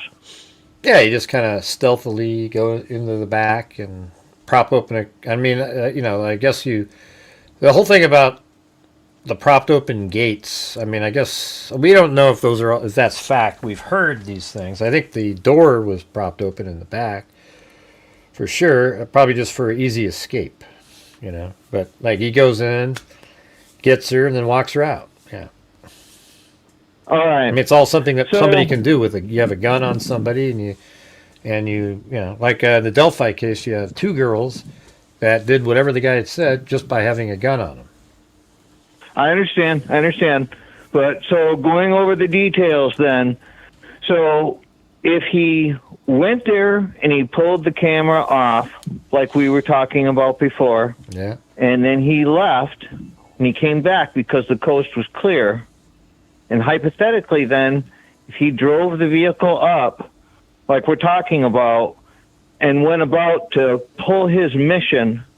Yeah. Well, there's some interesting details in that, and what I want to go over is the fact that, well, number one, so let's just say hypothetically that when he left, he had a scanner, and he's sitting inside the getaway vehicle, and this is part of what's telling him the coast is clear. So it's not just that he's getting a visual around him, like he's not seeing any lights coming up any road or anything, but he's also not hearing anything on the scanner. Yeah, well, so you think the thing in his pocket's a scanner then? Well, no, not necessarily, because I'm just saying that the scanner could have been left inside the car. In the one-person scenario, if he's pulling up in there, the scanner's, because he's not going to take the scanner necessarily with him once he steps out of that vehicle in that scenario. So, yeah, but if you go ahead. I mean, he could have had a scanner. I mean, I don't know. I don't even care. Like, my thing is, sure, you could have had a scanner, but I just think if you wait 20 minutes or so and you haven't seen anything and there's no lights and you're just kind of observing, it's quiet, you're probably thinking, okay, nobody's coming. But I mean, a scanner would make you more confident, I guess. Particularly if it's one person, and you don't have a lookout. That would be why you would want a scanner, because, once you're inside that house and you don't have a lookout, you're blind as to what is going on outside. Right. So literally, with the one-person scenario, it means that that vehicle is sitting out there for 15 minutes while that person is inside the home, presumably for 15 minutes, that person is blind to anybody coming up the driveway if they don't have a scanner with them. But he probably knew that she lived alone. He probably, and at that time of the night, nobody's just going to be pulling up, especially if you waited the 20 minutes. But yeah, he'd probably be a little bit nervous, like, something about like, while he's in there, he might be hurrying it up a little bit to get it done. I mean, it could be as late as like even 2:10 where he parked, and he's already out of there at 2:18 or let's see, 2:28. Yeah, so I guess it would be 2:28's the earliest he could have been leaving the home. So the part that I'm having, like I keep catching on, is the fact that he's thinking that the coast is clear, right? And so he's going up to the home and he's parking the car out in front of the driveway because presumably he's already pulled the camera off that we've already talked about. So that's set up on that side of it. But the other side of it that he does not know about, at that particular moment in time when he pulls up and he parks the car, he assumes that she's in there sleeping. He doesn't know that. So he doesn't know that she could be looking right out the window as he pulls the car right up there. So where I'm going with this is that it would make far more sense, that the car would not be brought up until she was secured, because then that would erase the factor of her looking out the window and catching him when he pulled the car up. So yeah, I don't know, but it just seems like, I mean, I get what you're saying. I mean, I just think what you're doing is you're putting together a thought of, like, after the fact, like a Monday morning quarterback of how the case went, and then these are the things that make sense to have done, but they're not necessarily, things that people do. I mean, I think he planned it out and went in there, but I don't think he's thinking of every single, well, let's see, if I go in there, she might be looking out the window, so I got to have another driver because they're going to have to pull up. You know, that's just because that's what you're thinking now after the fact, you know. But guess what? I mean, even like she was in there sleeping, right? And, you know, maybe, I don't know if he had knowledge of somehow, if he, you know, knew somebody that was there before that she couldn't hear. We don't know that. But either way, you know, he could have just quietly pulled the car up there. And then he goes around the back and he's observing to see, you know, the lights turning on. Is she turning the lights on? So he just heard she would turn the light on probably if she was going to thought something was happening. And so maybe he could always just check things like that. I just don't think it makes it more likely. You know, you're saying it's more likely because that of a belief that you have that somebody should have thought, wow, she'll go to her window and look out. So, but that's not necessarily the case. You know, that's just after the fact being able to say that. Well, you certainly would want to plan for it. And if we really did see a walkie-talkie, my point would be that the person wouldn't be pulling into the driveway with a $4 million ransom on the line and thinking, like, I'm just going to park my vehicle out here without knowing, you know, what she's doing inside that home. Well, where'd you come up with the $4 million? Where'd you come up with that? Well, because if that's what the ransom was, was for $4 million to start. Yeah, then the first they're letters. thinking, yeah. So if they're thinking, this is what we're going to do, this is going to be the job, this is the $4 million deal, blah, blah, blah.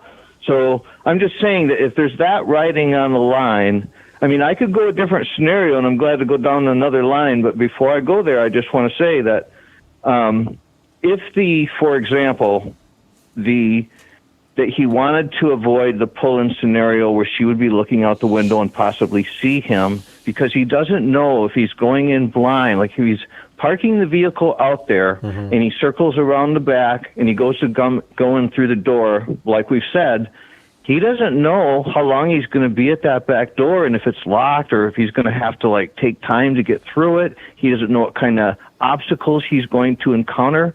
Now, once he's inside the house, then he might think, okay, I'm free and clear because it's quiet and I can move around. But he doesn't know when he hops that fence to go through to access that door that it's going to be a straight shot through, that he's just going to walk in there at that point. I mean, now, if someone wanted to say, well, yeah, he did. He knew it from prior knowledge that she left it open or something like that. Okay, if you wanted to make that argument, but presumably if he did not know that up front, he would not know that when he hopped that fence, it was just going to be a quick little jump right going inside the house. You know, I mean, without surveillance that would point in that direction.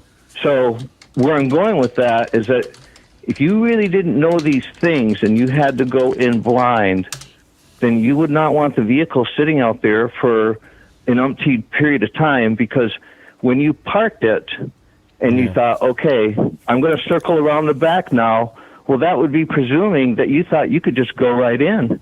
But yeah, I mean, we were saying that earlier in the show. I said, like, you know, he could have had the walkie-talkie, he calls the car, pulls it up. After he was inside and he secured her, then he's saying, okay, pull it up.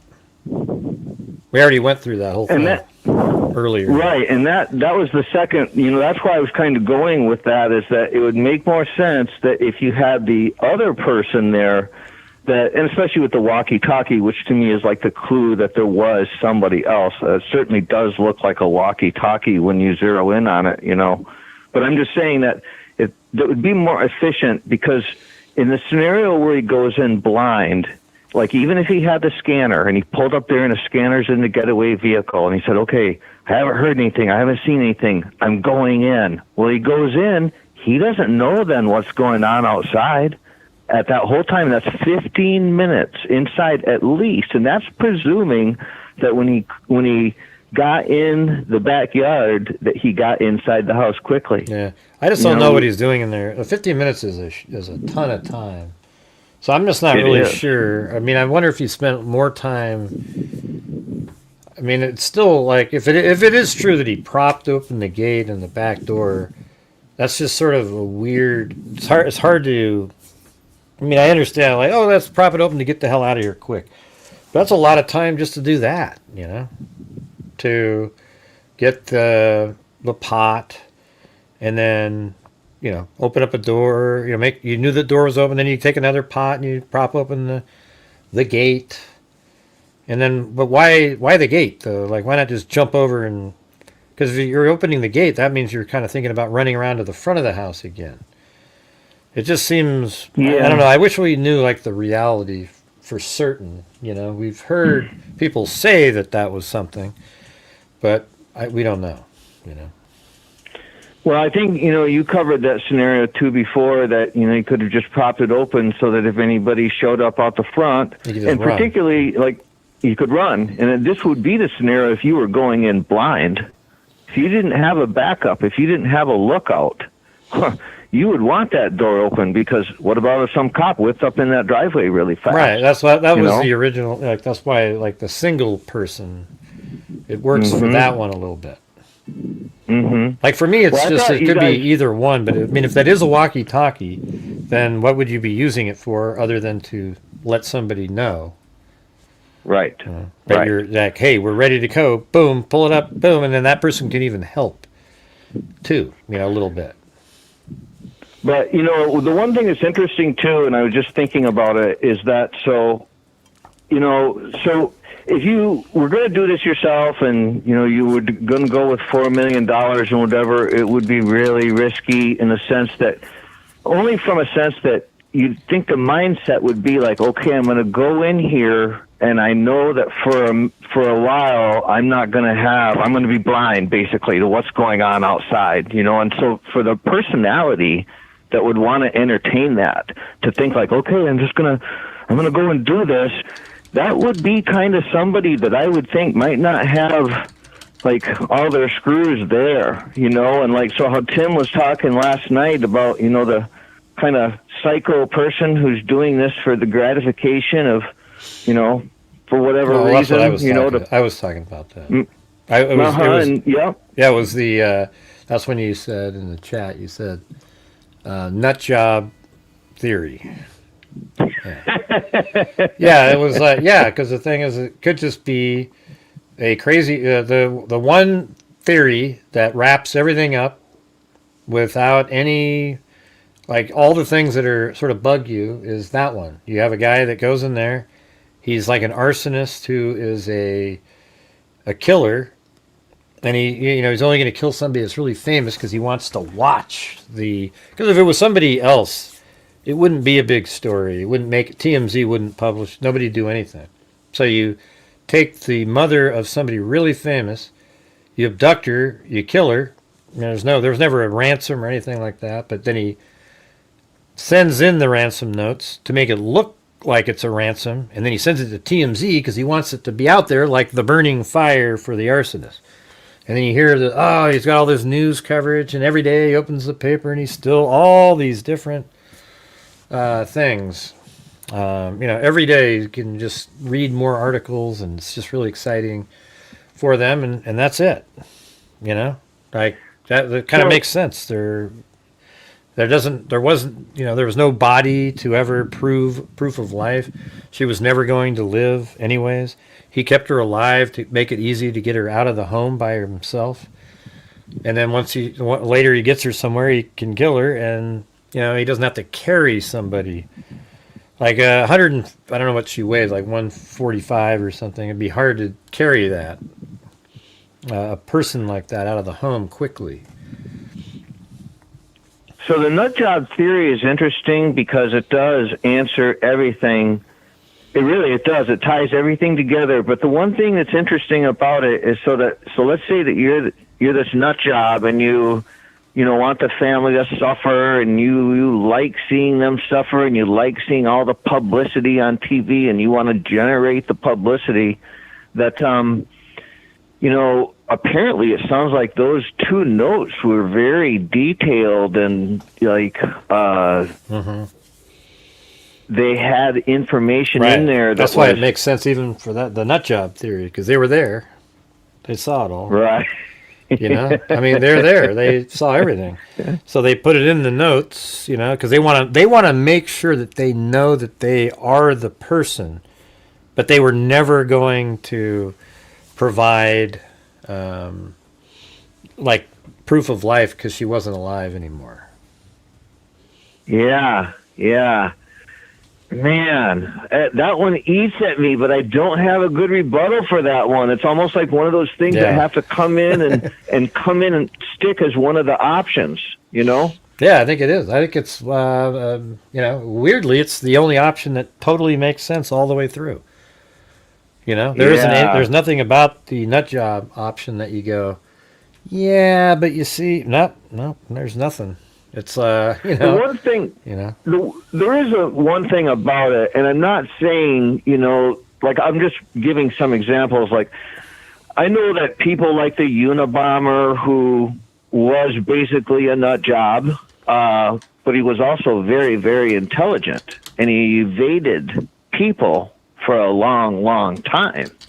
And so just because somebody is a nut job doesn't mean that they're necessarily erratic and that they're going to expose themselves and like not be able to think rationally and do a crime, because obviously this person did at least get this far and apparently get away to this degree. So they must have had their marbles to some degree to do this, but yet at this other side of it is that this person who is, under the psycho theory, they're twisted. I mean, because think about what you're doing. You're going in there, and you know that you're grabbing someone that is beloved to other people, and, it's not about the money. It's not about the money. It's like just how you would say, like, you might as well just throw away the ransom letters as far as, like, having any meaning as far as monetary value. Yeah, they were just there to like, hey, everybody, start talking about this.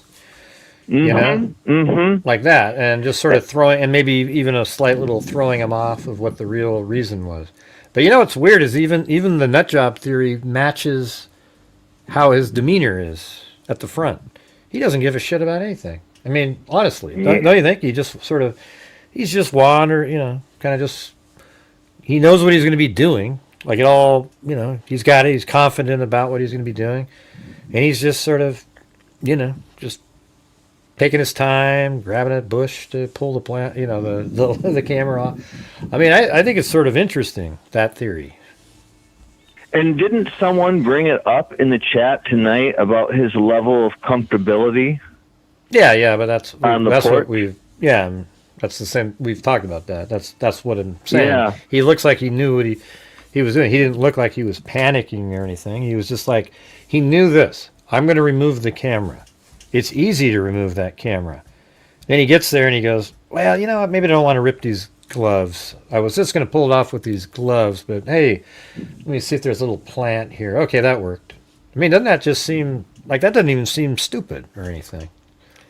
Why would you need to bring like a wrench or something? Like, oh, let's bring a pair of, it's just, forget it. You might lose that.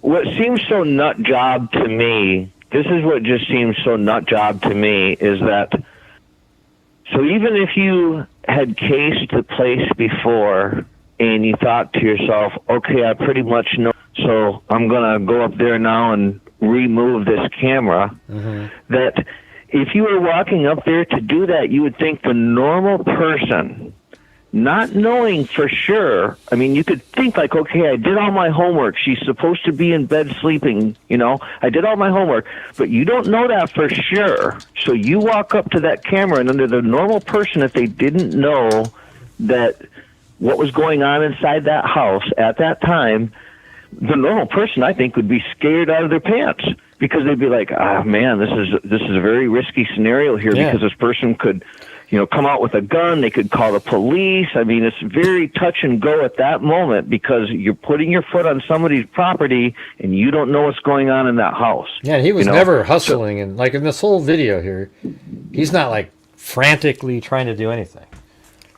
It's very unusual. It's very nut jobbish, when you think about it, like almost disconnected from reality, because a normal person, you would think, even if they, well, just even putting your eyes in front of the camera, like most people, if they were connected to reality, like you say, and because as we've been saying, well, if he knew he was on camera, If you knew you were on camera, most people would say, okay, I'm going to go up there, but I'm going to always be looking away from it, so at least it doesn't get a shot of my eyes, right? And he doesn't. He looks right at the darn thing, which, again, he's walking around casually, just like, hey, you know, he's acting as if she was already in custody inside. That's what I mean. That's, if you didn't know any better, you'd think like she was already no longer a threat. But we didn't. There's no evidence of that.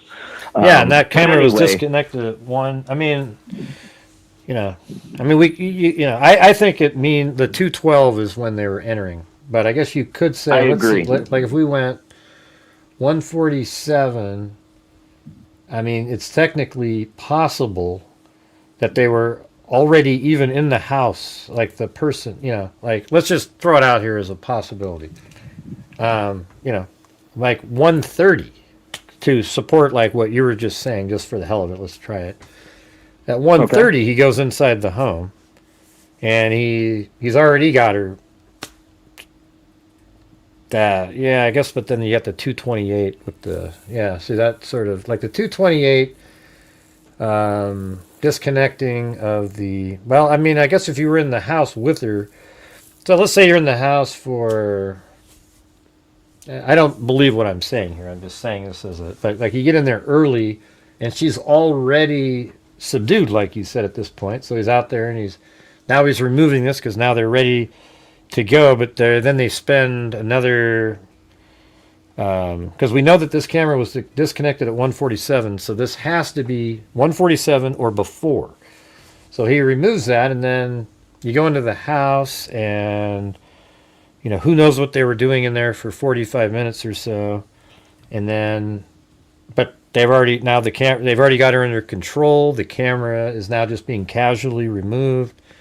And then right after this, the car, you know, a little bit later gets pulled up there, and then they remove her at around 228. But, I mean, it's weird if you think about it. It is possible that, like, you know, the 212 was when he went outside to, well, he must have entered the house through the backyard, but, you know, maybe when he could have been opening the gate, he could have propping the gate at 212 after he'd already been in there, right?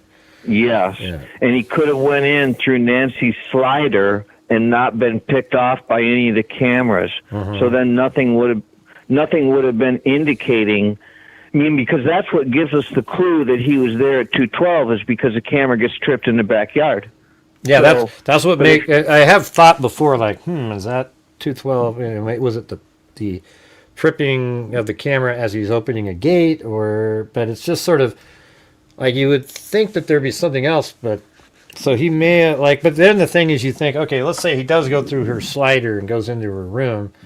Why would you then, if you knew you were taking her out the front? I guess you'd still want to prop open a door to get out of there quick. But it just seems like, you know, you already got her. You're in the room, you know, and then all of a sudden you're going, hold on a second, let me go open a door real quick, and so that would take away the one person theory unless you tied her up in the room and then you went out the back and opened up the door just in case while you were taking her out somebody shows up and you can just bolt out the back, you know.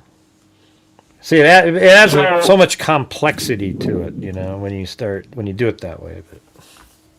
And another part of the complexity for me as well is the fact that supposedly if he goes in with a backpack, you're presuming that the backpack is going to be used for something.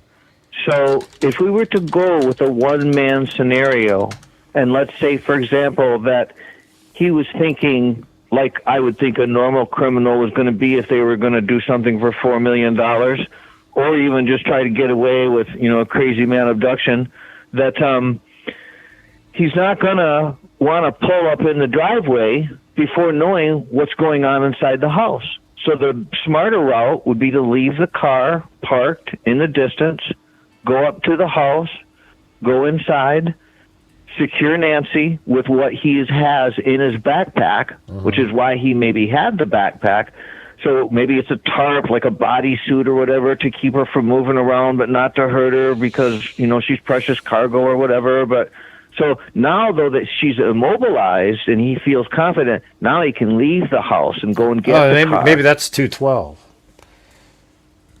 He's exiting the home and he props it open, and it takes a little bit to get to the car, and then you drive it back, and maybe you're a little, you're kind of cautious, and then you drive it in, and then maybe the car's only put there at like 220 or so, right? Because 212, you have to go over to get your car, and then you drive it back over. Then you go into the back, and then you go back inside the house and you get her, and then you're going out the door at 228-ish, something like that.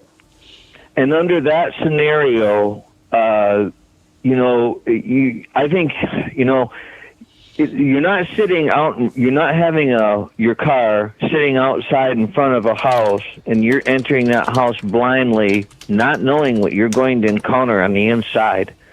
I mean, as long as we're going with something that he doesn't have inside knowledge of that household, then that would mean that when he approached to go inside, you wouldn't know what's waiting for you. So you wouldn't know if this is going to be fast, if it's going to be, if it's going to be dirty, if whatever is going to go down. You don't know. I mean, you're hoping that she's asleep in bed, and that's what you think is going to be that way. But if you don't have the inside knowledge, it doesn't seem like you'd want to leave your car parked out there in front blindly. Like the smarter route would be to leave it somewhere else, then come in, secure her. Yeah, I mean, her arms could have been tied behind her back, and still did the coughing, So he may have had her completely tied up somewhere, but then coughing means that your mouth isn't covered. So I don't know why you would remove tape from her mouth if you had taped her while you went to go get your car. Then why would you remove it later? It seems like you just keep that on there. So I don't know. There's a lot of, it's sort of interesting though. Other ways to think about it. The thing about it is that, so when we think about the picture of her going down the walk and he is on her right, so if she has blood coming off of her at that time, then those blood drops. Now, if she is hunched over like you have her position, that means they could do the free fall blood drop where you get the nice circular splatter when it lands there, and so it looks round, and you say, okay, great, we look like we've got a free fall blood drop. But if she was upright, or if any of that blood glanced off of her shoes as she walked, or her feet, I should say, then that meant that when it would have hit the pavement, it would have been irregular shape. It wouldn't have been round. And so I could see where if she was standing upright and walking down the walk, the blood would come down off of her chin and it would hit the front of her gown, and it would deflect off the front of her gown. Well, I don't think she was watching upright. I think she kind of bent over, coughed, and it was always a little bit bent over, as she's moving. The whole way down the walk? Yeah, that's what I think. Like my images here, I think she was kind of like this. Right. Yeah. That would account for that. I certainly don't think in any stretch that she was carried by one person, because that would have left blood all over him. And particularly if he's a solo guy doing the driving, he doesn't want blood on him when he's getting inside the driver's door to drive away, to potentially be pulled over by police and have blood on him. That wouldn't be good. So it would be wise for him, if he is going out the door with her, to remain, as you've pictured it, so that blood doesn't get on him. But even if blood gets on her, once he puts her inside the car, then that means that blood's going to get on the interior. Yeah, I don't think any blood got on him at all while he was walking her to the vehicle. I think it was just like her blood would definitely get into the car somehow. And then at that point there's exposure, but they may have even tried to mitigate that a little bit. And so the blood on the car thing, you would think that they would have controlled for that, where they would have thought to themselves, and they meaning either one or two people, however, because even if you had two people, one or two people, if the one person is driving, and you brought this up earlier, sure, she could be in the back seat, and a person could have his hand over the back seat with a gun pointed at her rib cage while he's driving. But if he gets pulled over by the police, he's toast in that scenario, because she's sitting in the back seat, and so he's done. And so the same thing, it would be true if there was even two persons, and the guy is sitting next to her in the back seat, and like, you know, a cop looking through the window, shining his flashlight in and seeing her bloodied up, laying there next to another passenger. This certainly would be a cause for more questions that you wouldn't want to run into. So where I'm going with this is the more likely scenario was that she would have had to have been placed in a trunk. Yeah. Yeah, I don't know. I mean, yeah, you put her in a trunk, but you could also have just somebody. It'd be weird if you had two people in the back and one driving. But I mean, it's not really incredibly likely to get pulled over, you know, if you're just driving normally. But then it would look weird, like if you drove by. You'd have to have her in the front seat, and then the other guy in the back with sort of a gun underneath, and say, "Hey, don't make any moves, don't say anything," while you're driving around. But it would be better just to be driving by yourself and she's in the trunk. But then, you know, again, with the same odds of you getting pulled over, then all of a sudden she's like banging on the trunk, and then now you're screwed. I don't know. Right. You'd be screwed either way, kind of, if she said something. But, like, you might be scared to... Like, when you're in a trunk, you have a little bit of feeling safe, too. Like, a little bit. Right? Now there's no gun on you anymore. So you might... See, that's that overthinking of, like, if you really thought through everything. See what I'm saying? Like, it's like, oh, wow, yeah, like, you're in the trunk. Wait a minute. If we put her in the trunk, she might yell if a cop pulls her over because there's no gun on her anymore. So we got to keep her in the front seat. See, that's overthinking. But it's true, you know, like if she's in the front seat with a gun on her, she might not say anything regardless, because then you just pull the trigger and then you get shot. If you're in the trunk and you get pulled over, you might go, "Hey, let me out," you know. Yeah. But I don't think that it would be overthinking that if either one person, and especially if they have planned it to the degree that we think that they have, it would be not unusual for one person or two persons to say to themselves, we have to plan for the eventuality that just if, that we do get pulled over, that we can slip by and nothing happens. We have to plan for it as if it would. You know, you would have to, because you'd be a fool if you didn't. You'd be taking things for granted, like you were going to walk through something and, you know, and depend on luck. And somebody who really plans out everything would not leave any detail, you know, unchecked. They'd say, like, okay, you know, the biggest thing that we have to worry about is the transport on the way home. Because if something goes wrong and we get caught with this person, we're toast, you know. Mm-hmm. I mean, what are you going to say with a person who's in your car like that? I mean, the evidence is on you. Yeah. So, Gray, I probably chewed up too much time again tonight, but you know how we can go back and forth on this stuff. That's fine. That's always good. It's always good.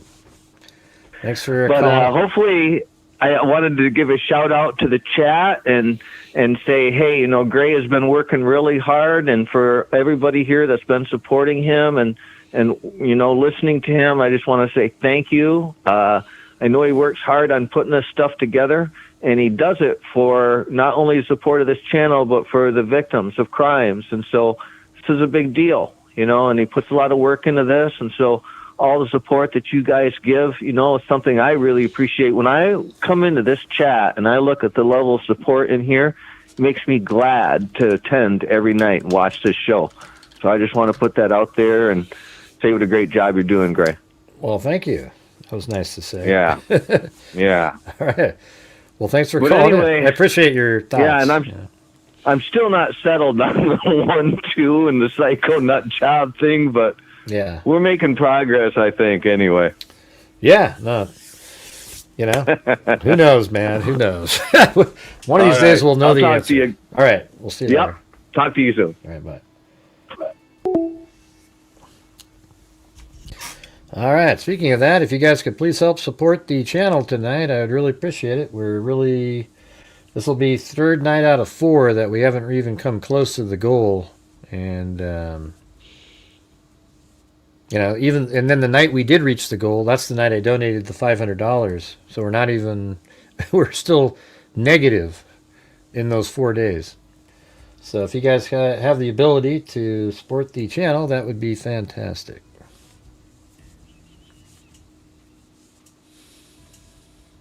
Hey, Joy, Sheriff Nanos is not the killer, okay? I know there's a lot of nut jobs out there that believe stuff like that. He's just not the killer, okay? We use logic, reason, and common sense in here, and Sheriff Nanos is not the killer of Nancy Guthrie. All right? Thank you.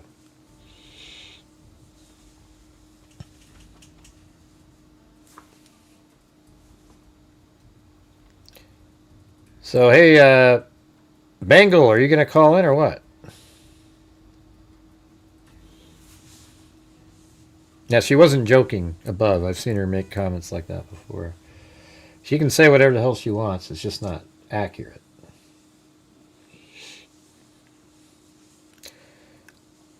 Right. So, any chances you guys could help support the channel tonight?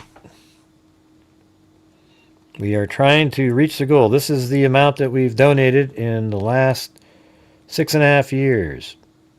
$295,612. I would hate to have it stop before we ever get to 300. Because that's what's happening right now.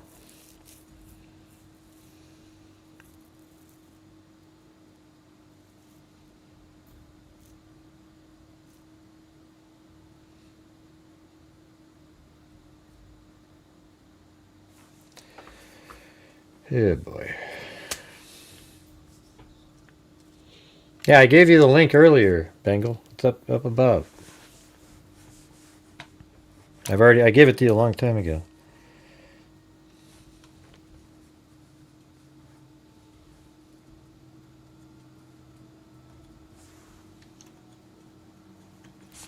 It's right there. Maybe we can try it.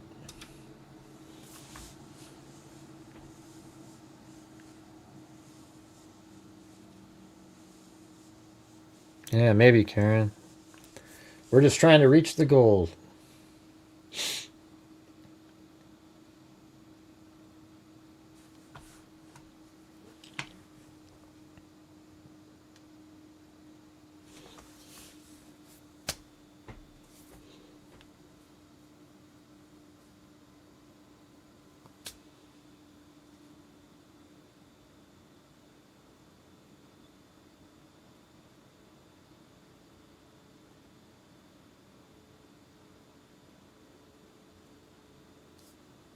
Mm-hmm. How do I do it?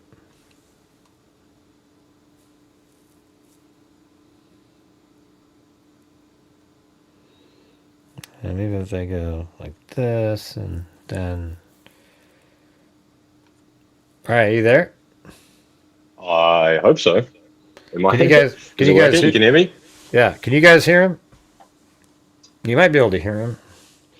Hello. I don't think there's echoes. I turned off the system audio, so I think it works like that. Say something. Something. That's Hello. pretty quiet. Testing. So you guys can hear... Okay, weird. It's weird, because when you talk, it doesn't even show up on the monitors. But I guess it works somehow, I guess. Okay. Interesting. All right, cool. What's going on, freaks? Yeah, it's sort of going. It just seems like we just absolutely struggle these days to reach the goals or anything. So I don't know. Yeah, it's a crazy time. It's a crazy time in the world. I think everyone's struggling a bit. Like, not just with the gas, for your channel, but everything, money-wise. Yeah. But it'll come, peaks and valleys. It can't always be amazing. But I know it must be frustrating. It is frustrating. Yeah. Feels kind of, I don't know, it feels weird. So what's the deal with your little baby crow there? Oh, that's remember Ray? Because my name is usually Raven. Yeah, Raven, in but it's a chat. baby. Didn't it used to be an adult? Oh, probably at some point, but I think he's super cute. It's like a baby raven. Yeah, that's what it is. It's a baby raven. I was just wondering where that came. A rebirth Yeah. of some sort. Is that what it is? Yeah, I used to use that ages ago, and I think it's just a super cute photo to use. All the things. So I really don't believe he went over the border because I know entering from Mexico to the US is different. It's obviously a lot more stringent. But can you just drive over the border like without going through a checkpoint? And if you can't, why the hell would you risk going through a checkpoint with a kidnapped 84-year-old woman? That makes no sense at all. 0 sense. There's no logic behind that whatsoever. Yeah. Well, maybe it's just the nut job theory. I mean, Yeah, it makes the most sense. We just went over it. So if you just think about it, like, look at just a guy. He's kind of like the arsonist, like I was saying, where you're just there's killers that do that. They kill and then they go watch the. Like I think Koberger was sort of like that. He killed, and then I think he drove over there and he wanted to see the commotion over at the house. That's why he went back there. He wasn't going back to go find a glove. He just was going to watch the commotion around what he did. Yeah. And then I think that might be what this guy's doing. And that's why he did the ransom note, because he wasn't getting, he wanted like sort of a direct big media thing, and he's responsible for that portion getting out there. I don't know. Oh yeah, but my point is that I don't think he would risk, like, you've been that careful with everything, like he's very, planned everything out, did all that. In my mind, I can't see him risking trying to go over a border crossing, a controlled border crossing with a kidnapped woman. Like, because then you risk the vehicle being searched, and that's more, like you literally have to stop the vehicle at the checkpoint. I don't think he entered another country with her. To me, he would be more comfortable staying local. The Mexico thing is a very far-fetched idea in my mind. I don't think, it's like a movie. I don't believe that at all. Yeah.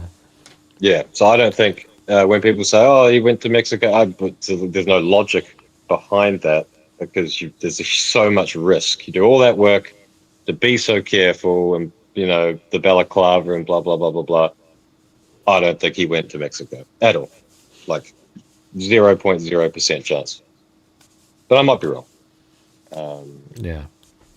Potentially. And the other key thing for me, I still think, is the bite light. Like, that thing is such a specific item. I think because when you have cases and there's like usually one or two little things that ends up solving it or giving it away. To me, that bite light is more important than what sort of people let on, because there's only certain specific occupations that use it. And so it's mechanics, some tattoo artists apparently use them quite a bit. And interestingly enough, or somebody that just wanted to, like, whoa, I could really use one of these. He freed my hands up, so he went and ordered one. Yeah, potentially, but to me, it's something you're going to be using it because you're comfortable with it, right? So if you're, let's say, a mechanic and use a bite light all the time, you're going to, use something you're comfortable. I'd never even heard of a bite light, and I'm a flashlight nerd. Like, I love flashlights. I've got about 20 of them. So I don't know how I'd sort of missed that, but I'd never heard of a bite light. And to me, there's like a key there, was it a mechanic that had to order another bite light, or did he? It's not like he would use it again. Maybe he did, but to me, the bite light is potentially a key to it, But I also still think it's a lone wolf. I don't think it's multiple people. That the evidence only suggests one, and the conspiracy side of it is so much harder to hide a conspiracy when there's more than one person. I mean, I lean to it being one person, but I don't think. I mean, all we see is one person. But if that is a walkie-talkie in his pocket, then I think he very well could have. I think the only involvement somebody else has is driving a car and pulling it up and maybe just sort of putting her in the car or something like that. That would be about it. I wouldn't say that there's another person going into the house. But, you know, he easily could. Everything in this case can be done by one person, and it's not even like, you know, harder. It really, it's the same. It just means the car was a little longer in the front, but a lot less than from 147 to 228. It was really from like 210 to 228, which is only about 18 minutes that the car would be there. So you have that, and you know, then you'd have to put her probably, you know, in the trunk or something where she couldn't move around, or she's in the front seat and have a gun on her while you're driving your own car, you know. Yeah. But that's about it. Yeah, that was the other thing I was thinking about. Like from day one, I was thinking, again, you wouldn't risk having her sort of in a passenger seat visible. In my mind, it's always been like a minivan or something like a truck. I think we call them utes, where you've got the two seats up the front and then at the back, you've got like a canopy covering blah, blah, blah. So it'd be blacked out. Or you see if you're someone looking at the car as a guy driving a car. You don't see like a guy and an 84-year-old woman, you know, like in the passenger seat. So that's why I think it's like not a car, or it's a specific kind of vehicle where you could have her in the back tied up, you know. Yeah, to me, it just screamed one person. And maybe he's killed himself. You know, maybe, but why? I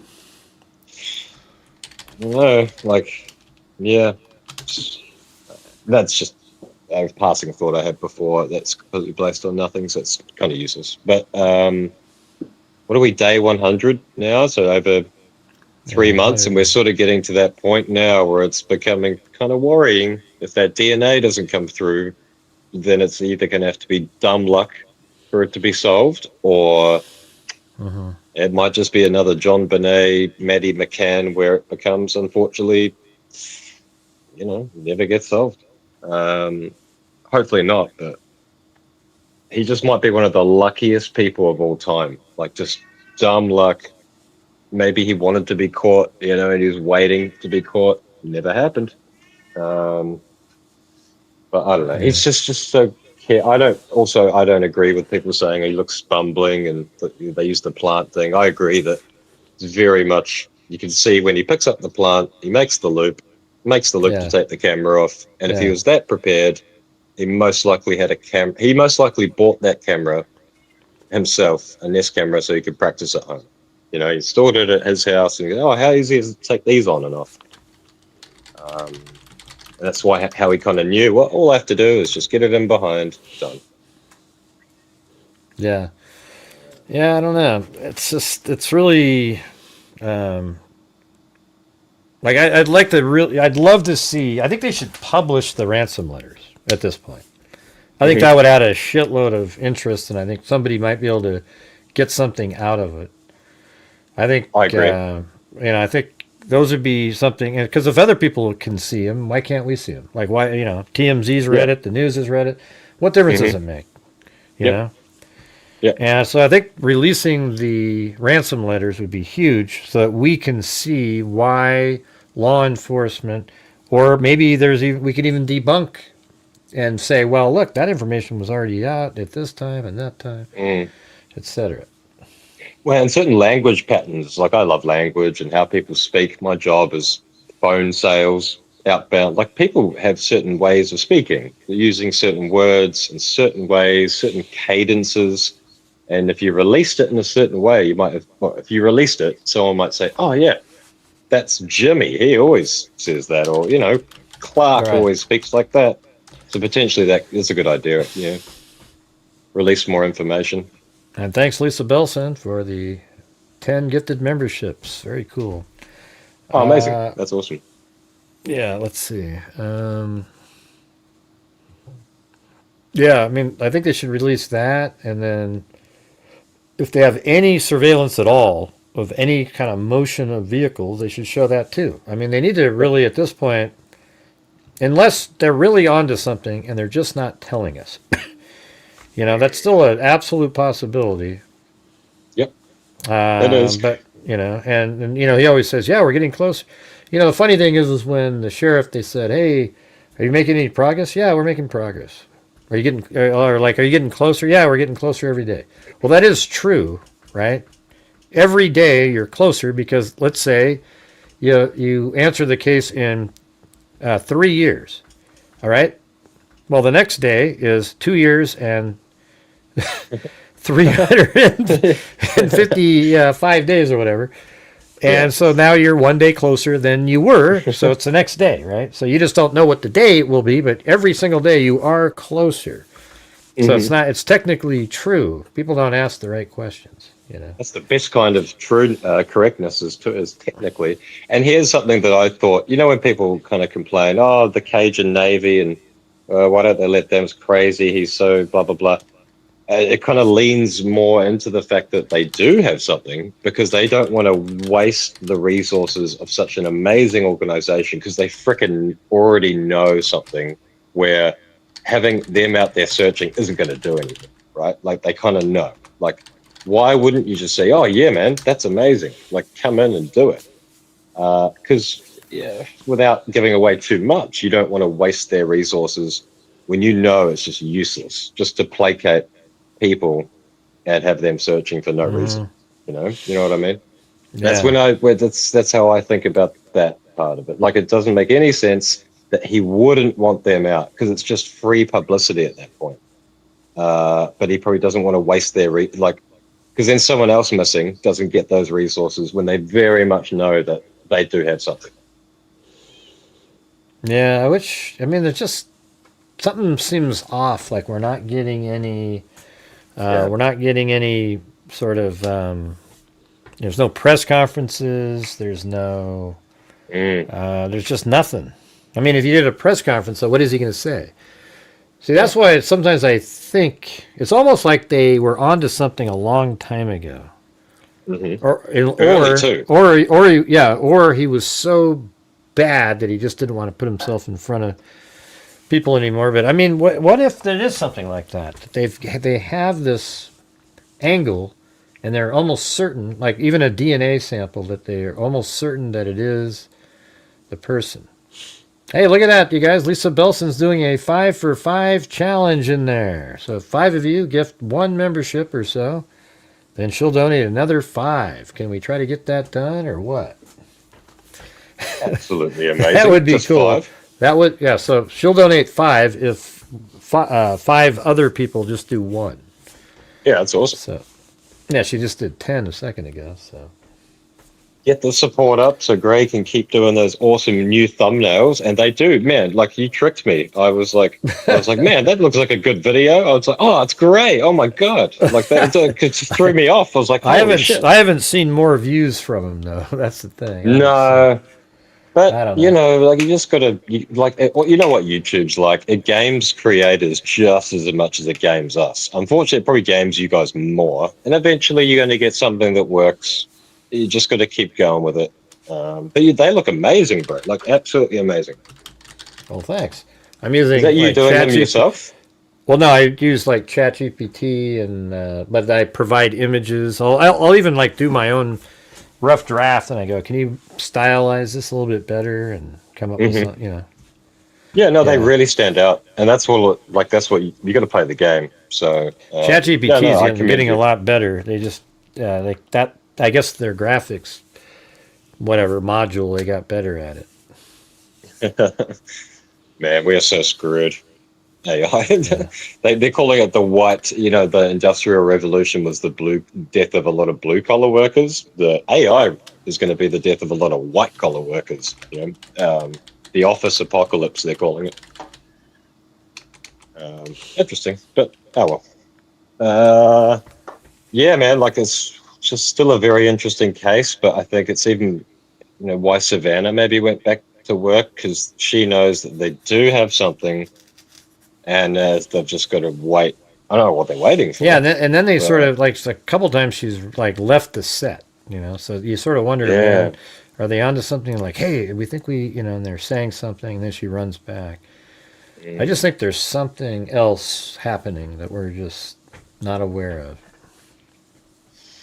It's definitely got that fear because we've all been in true crime, true crime freaks for so long. You do end up coming up with like a instinct, I guess, because you see cases all the time, and it's definitely some sort of feeling. I think we all have it that there's something off about it, which maybe not, but I don't know. It doesn't seem like any other case. Yeah, it's a little strange. Here's another one. I'm just rattling them off now. The reason the Walmart thing never went anywhere, because I think these days there's cameras everywhere, right? You can track purchases, even if you pay with cash. It's pretty hard to get away. Like, I still think he got everything from secondhand stores. Maybe he shoplifted, but that would be very risky. I think, and so the police, I saw it mentioned once that they thought it might be secondhand, that he's got them from various secondhand stores, did pay cash, and that would be a lot harder to track, right? A lot of those thrift stores. I think he bought it. I think every single thing he's wearing is something that he never wore before, nor is it something he would normally wear. Yeah, exactly. And I bet you even the way he put that, you know, when people go, oh, he's got the gun, I bet that's even, he just did it to be goofy. Like, put the gun in the front, maybe he just watched Tombstone or something and liked the Val Kilmer character, and he's like, hey, I'll put this over here. You know, and that's not something he would do either. You know, I don't think anything that he was doing in that video is something that anybody would look and go, oh, I know a guy that does that. Yeah, exactly. And I think so I don't know who said it, maybe you said it, but the whole left-hand, right-hand thing, it just, you don't know then. Like, if it had been on his left side or his right side, instantly, you know, most likely he's left or right-handed. So I imagine, I mean, I'm an Australian, we don't really have guns, but I imagine if you're going to be a gun guy or woman, you use your dominant hand, unless you're ambidextrous. But, you know, if you're left-handed, it's on your left side. If you're right-handed, it's on your right side. You wouldn't shoot with your undominant hand. So he's like, he's really thought it through, super careful. That's why I don't think the Mexico thing makes any freaking sense. It's just fantastical. Like, why would you risk going over the border unless you can just drive over the border without being stopped? Which I know, isn't it easier to get into Mexico than coming the other way? Like, can you just drive over the border? That's what somebody said. I don't know. Maybe it's harder to get back into here. Well, now it is for sure. But. Well, it's certainly because of, it definitely is. But yeah, even going out though, like, surely there's cameras freaking everywhere along those border crossings. Why would you risk it? And it'd be pretty easy to be able to, like, narrow it down to a time window. Yeah, the car is the key, obviously. Yeah, except that's the thing that they don't seem. I think if they had an image of the car, they would have shown it to everybody already. Definitely. Yep. So 100%. I think all they have is like little lights through the trees, something else, like some sort of a. Maybe they've got a partial, like maybe it's this type of a vehicle somewhere else, but they don't seem to ever have it like when it's leaving the area. I bet you there's cameras on streets that they know exist and should have had a clear shot, and they don't see it. And that might, and so that I think they may have thought, man, this is from right here in the area, you know? Yeah, I had that feeling. Like, I don't think he's outside of a 2.5 to 10 mile window. I even think it's really, really, really local, and that's why they couldn't track it out of the neighborhood. Well, that's what they seem to sort of think. I mean, even when they were flying around that little Bluetooth sniffer thing, they were always right there in the neighborhood. Like, why would you do that? You know, that made zero sense. Like, why would you be flying that thing around locally if you thought that he was, like, potentially anywhere else but really, really close? Like, why was it flying near the house? That makes no sense at all. Yeah, it's crazy. So, but it's not like maybe they thought at that point that he had just dumped the body somewhere, but they would have, like cadaver dogs would have found it. Yeah, or but still, the where search did his team would have car? found it. But then where did his car go? You know, Yeah, that's the thing. yeah. That's crazy. So they never we can can't see- so discount you- the horse. Yeah, I mean, there's all these different. The horse. What the hell are you talking about? That's a bad joke. Remember, we were like, hey, maybe it was horseback. You can't say it wasn't. Yeah, like there's this road over here, North First Avenue. Like he would have had to go to that. I mean, basically, I had this whole thing kind of squared off. Let's see if I still have that. Yeah, this red line here, kind of. I mean, obviously, that's not a road, but like this road down here, and then this road up going like this, and then this road, and then like that. These are kind of main roads. So, like where they must not have been able to track the vehicle out of there, because after it leaves the area, it's much easier to track, because then you're in like sort of business areas and other places. Not quite. It's not built the same where the houses are all back, and so that's one of the things that's always been sort of interesting to me is why, how come they seem to have thought that it was in the area still. Yeah. And why would you not want the Cajun Navy searching if it was like there's so many things where you think, oh yeah, it makes sense, and then you think about something else, you're like, what the hell? This case just sort of boggles the mind a little bit. But like you're going to have to go there right now. Like I remember you were saying you're sort of thinking about it. Well, I've thought about going there. I just don't want to go there when all the other clowns are there doing their. Haven't they all buggered off now? Like I don't know. I think they go back and forth. They got to go back to the gravy train. It's just sort of like I don't know. It's just they're just such like wasn't it shitty. What's people. that case with the woman and the boat or something? That case didn't really excite me at all. Oh, that sounds horrible. She's dead. That's very sad. But they all sort of moved on. The one where the husband, the wife was drowned or whatever, and then he came back on the boat alone. Yeah, I kind of lost interest in that. Well, it just seemed like I think at some point my theory. Everyone's going to my original theory where he was buried on. She was buried on land. And I think it was actually on that island. That's that little tiny. There's an island right across in the bay that they were at. And that's what I said on the first show that we covered it. And so I bet you eventually maybe they'll get back to that, because her body never floated. Didn't seem like she ever made it into the ocean.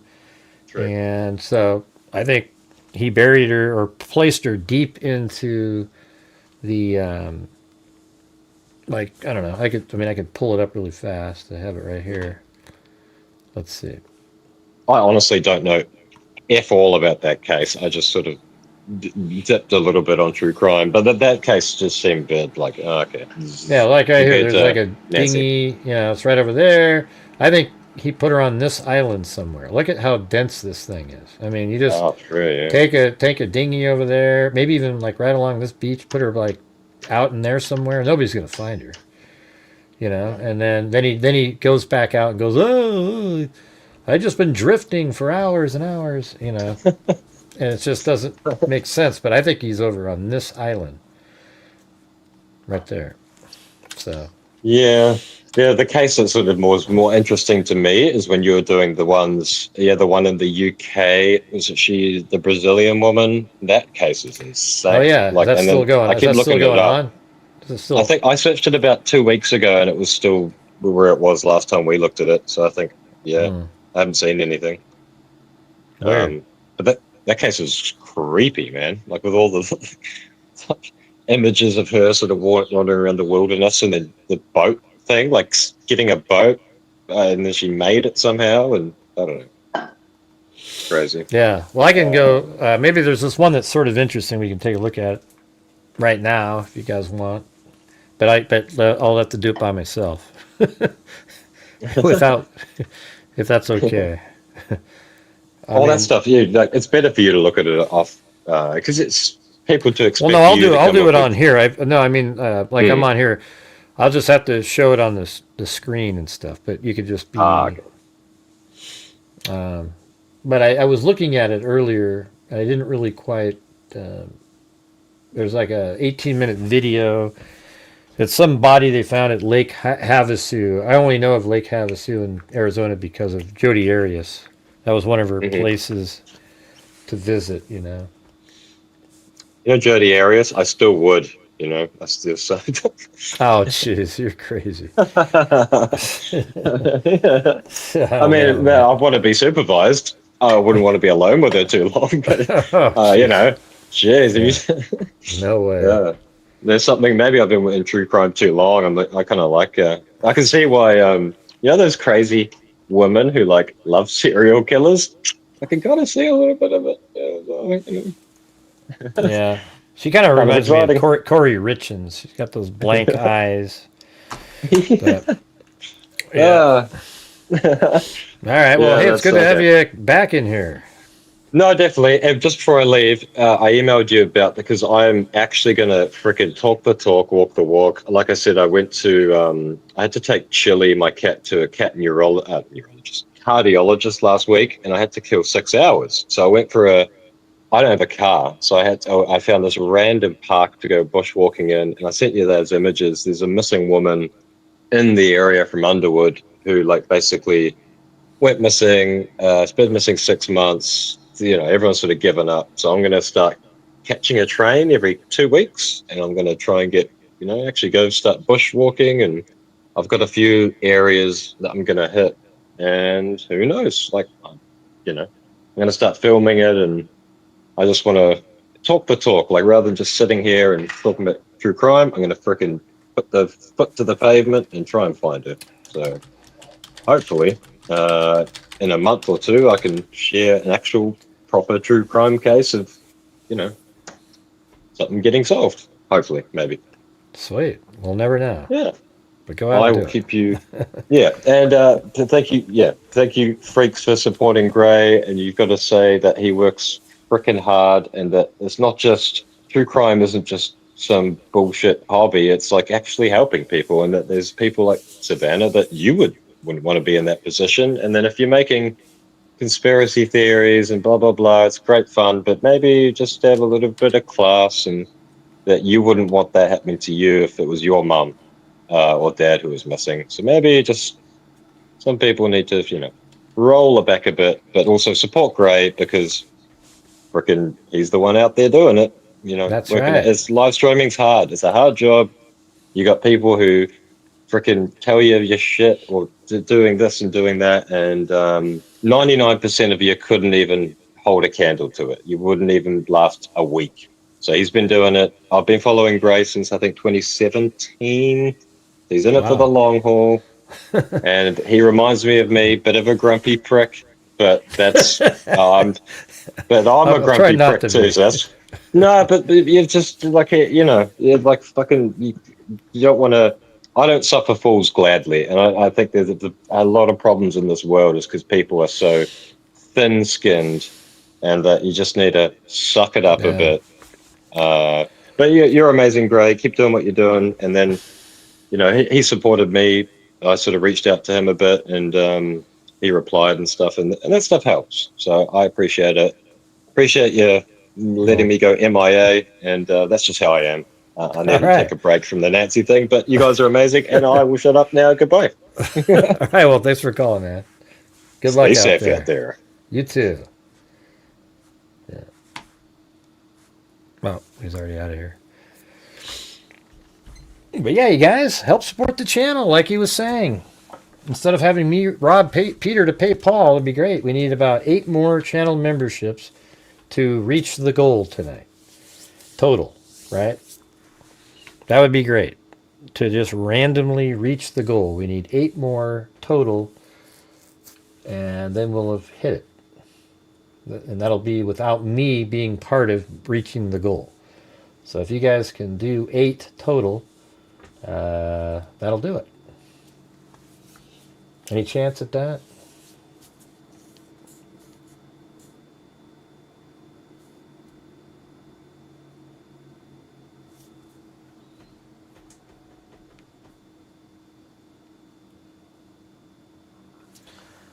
Wait, let me think. Yeah, let's see, 40. Wait, are we that far off? Man, I thought we were way closer. Man, we're not even. Jesus. I did the math wrong. Man, that's bad. Yeah, maybe I have to reset this thing.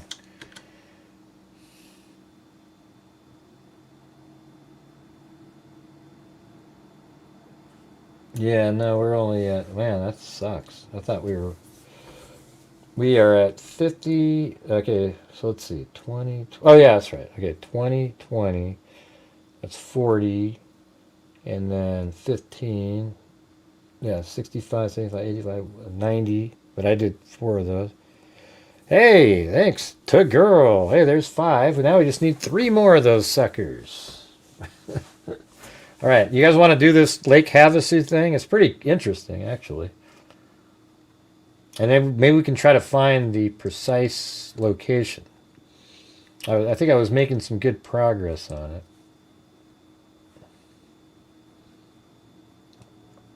Tell you what, if you guys get the other 3, we'll do Lake Havasu.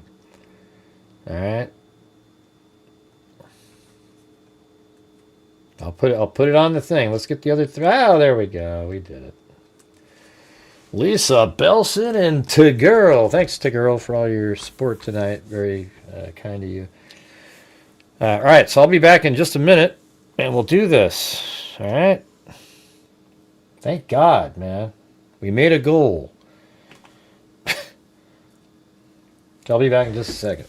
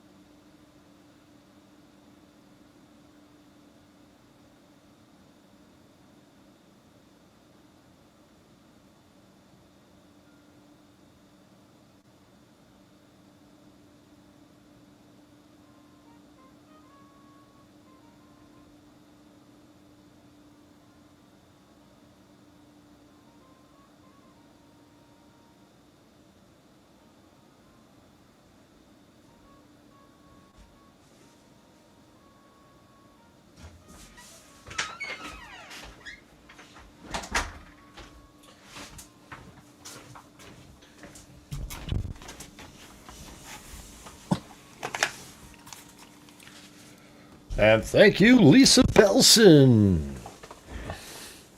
Thank you for your generosity. Thank you.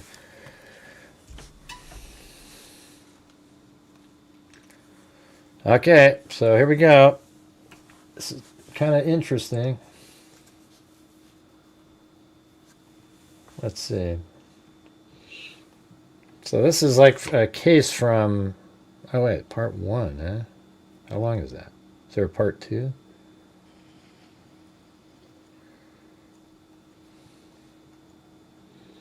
Now we can just go down here. It says, for over 25 years, the Mojave County Sheriff's Office has been trying to solve the mystery of a John Doe. I actually sent a message to this guy, the sheriff. A John Doe found at Lake Havasu. The man was found dead in a sleeping bag, shot multiple times on the afternoon of October 7th, 2000. A boater stopped by Sand Isle Cove. Oh, is that the name of the... I guess we don't have to look for it. Let's see. Oh, that's almost exact. Oh, it was on that side, though, huh? Jeez, that's wild. Okay. So let's put a pin on that. It proves to you that I don't read the articles. Sand Isle Cove. Okay, let's just put that in there for now.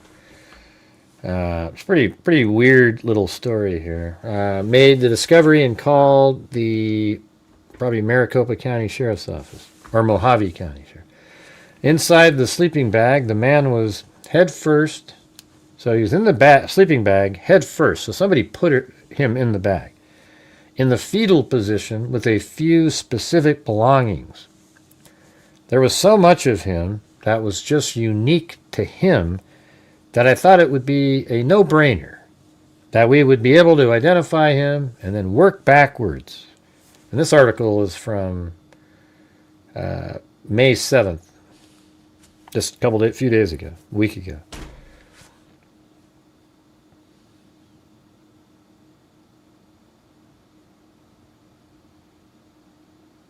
I don't know what you're talking about. No, we didn't. Let's see. Miller works for the special. They thought they would find him because there were so many unique items. Miller works for the Special Investigation Unit at MCSO, and her team has worked to help identify dozens of Jane and John Does. She said it's unusual for Lake Havasu to be associated with a death other than one involving a boating incident. It is really a crime scene. Is it really a crime scene? Questions Miller. I would surmise that I don't think it was. I think he was placed there. He was probably, if there was bullet holes in the sleeping bag, then maybe. I would surmise that he was probably killed somewhere else and dumped here. Originally, when the man was found, MCSO said it was clear the person had been in the water for quite some time. An autopsy eventually gave investigators more information about how the man died and his previous appearance. At that time, the doctors determined it to be a male, a white male between 20 and 40. I mean, that's a pretty big range. 5'7" to 5'9" and 160 pounds, and the cause of death was the gunshot wound. Some of the most important clues were the items found with the John Doe, who is, for now, known as Sleeping Bag Man. That's what that's what they called him.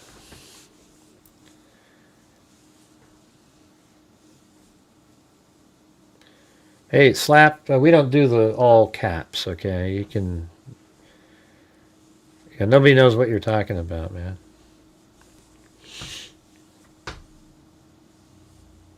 Yeah. You won't last too long with comments like that, I can tell you that. You seem kind of like you're Troll City, you know. I like allowing people to say what they want in here. This is what we're doing in here now. People can say what they want, but when you come in here and do stuff like that, that isn't one of those things. Okay, you're one of the ones that immediately will get removed. Okay. Some of the most important clues were the items found with the John Doe, who is for now known as Sleeping Bag Man. He had white tennis shoes on, blue jeans. So just picture that in your head. White tennis shoes, blue jeans, and he had a pretty descriptive T-shirt on from Hot Boat Magazine. So it looked like that, said Miller. She said ABC 15, that magazine at the time was a local to Lake Havasu. Also found on John Doe was a Casio digital watch, a pouch with a multi-purpose tool, and a flashlight with the initials JKP. Now, J, you have John, James, Jimmy, Justin, like there's a bunch of those. And then P, Peterson, it's like, who the hell knows what the name is? But you might be able to look in a database of a missing person. But also, the flashlight with the initials, how do we even know that that was him? Yeah, definitely not Jim. Okay. Let's see. For our streaming series, Arizona Crime Uncovered, our team got exclusive access. Man, I'd love to be able to do that. MCSO gave an up-close look at evidence that had been taken out of their boxes and bags haven't been taken out of the boxes and bags for over a decade. The agency also took us back out on the water to the cove where the man was found and the mystery all began. It says, in October of 2023, this is where it kind of caught my eye. In 2023, MCSO exhumed sleeping bag man to try to get a DNA profile. Miller's hope was to use genetic genealogy to find out who the John Doe was. So far, they haven't found a match that's close enough to help with the investigation. MCSO told ABC 15 that the John Doe's profile is in databases like GEDmatch and then probably Family Tree DNA. I continue to check those databases, said Miller. Hopefully one day somebody will put their file in their DNA file and it'll get me something other than 60 centimorgans. See, what's cool is we all know what this shit means. Isn't that amazing? Yeah, 60 centimorgans is like a horrible, let's see. Here, I'll show you a centimorgan chart. Yeah, like right here. This is what they use to look at.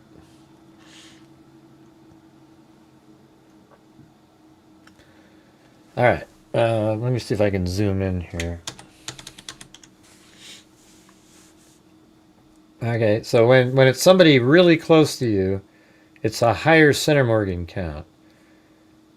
So you're looking up here. These are, let's see, grandparents, parents. They're like 3,000 something centimorgans. And then an aunt and uncle is 1,740 something. And then a first cousin that's exactly that lady that we found in my family, is 512. Second cousin, 129.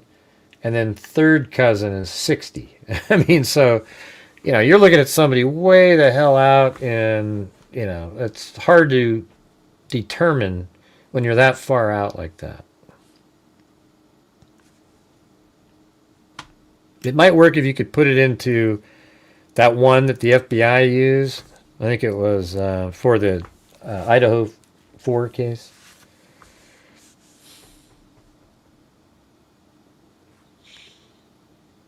Anyways, MCSO has also shared details of this John Doe's Facebook. John Doe on Facebook before, along with a forensic sketch that was created back in 2001. So he sort of looked like that. On October 7th, boaters found the severely decomposed body of a male subject near Lake Havasu. So he had that shirt on. He also had between 20 and 40. At the time of the discovery, the victim was wearing blue jeans, Reebok tennis shoes, and a t-shirt with the Hot Boat magazine logo printed across the back.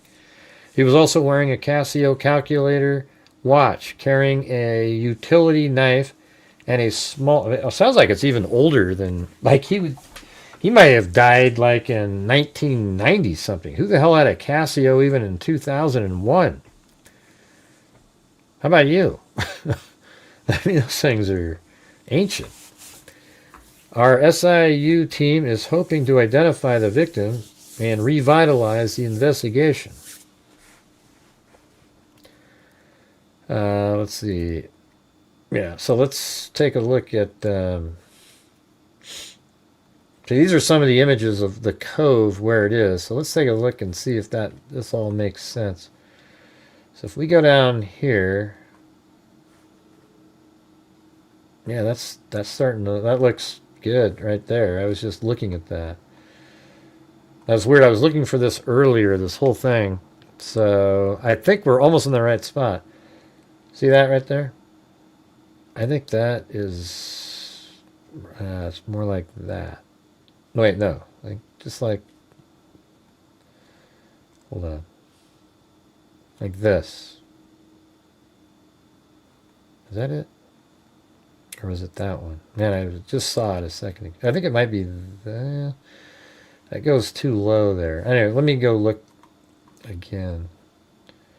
They're saying it's that cove. It's definitely not that over there. I think it is. Got to be right in there. And I think what we're looking at is right here. Hold on.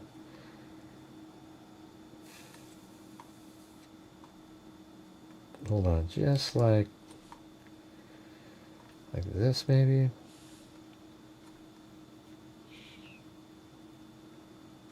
I'm just kind of trying to zoom in too. All right. See that? Doesn't that look good? See? And then, but then the mountain's not quite right. Although I think that looks like something. I mean, it's just, it's hard to say 100%. I mean, I think this right there is right there. So maybe we need to zoom in more. Like that. Doesn't that look like that is right here? Just the way that's shaped.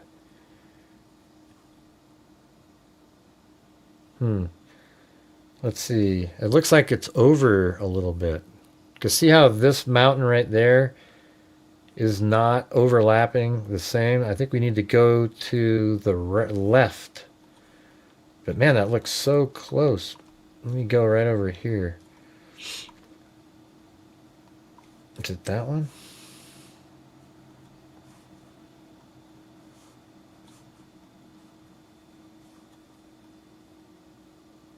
That's if that's the right spot.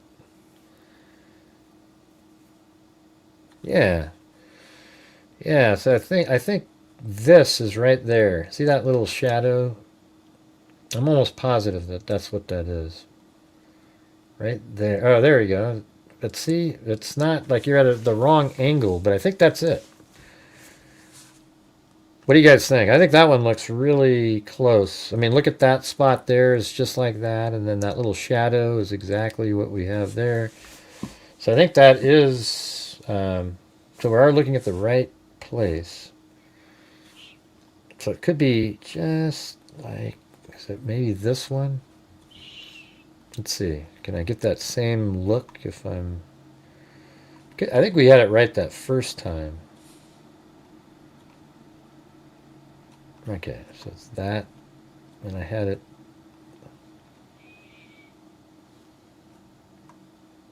See, it has to be like this, though. See, that doesn't work.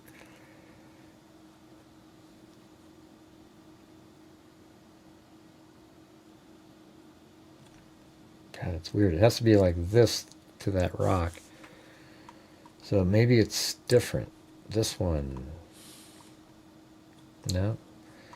Definitely looking out at the river. Is there one more over here that could be a little bit better?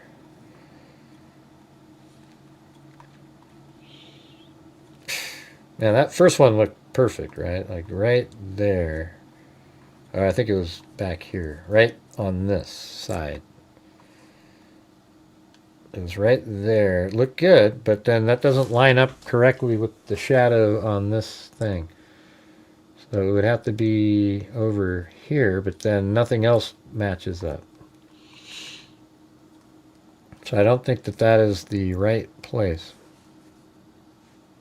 I already got it, the girl. I know I got the right mountain range. I'm just trying to find the correct thing over here.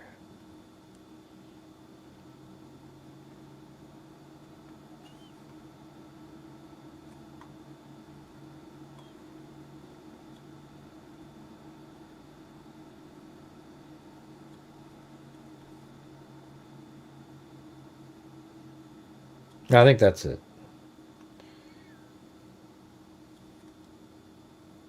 God, that's crazy if that's not it. I mean, look at this. Watch this. I mean, look at that right there. You don't think that looks like exactly the same? How it comes down and then goes around and then... I mean, maybe a little different angle. Maybe like that. But then you'd have to go back a little bit. And then where's the side of that? Jesus, that's some frustrating stuff. But how about we'll do that at the end? There's like, we can watch part of this video.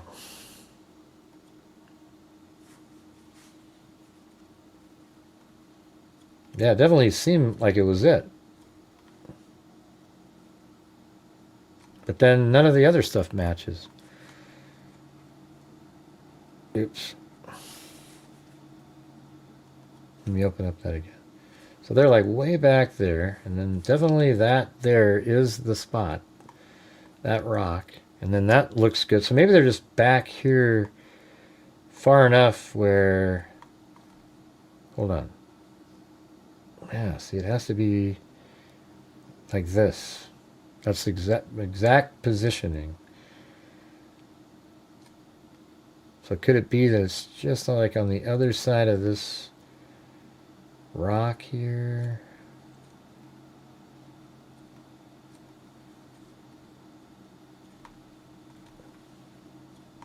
Man, jeez, it's crazy.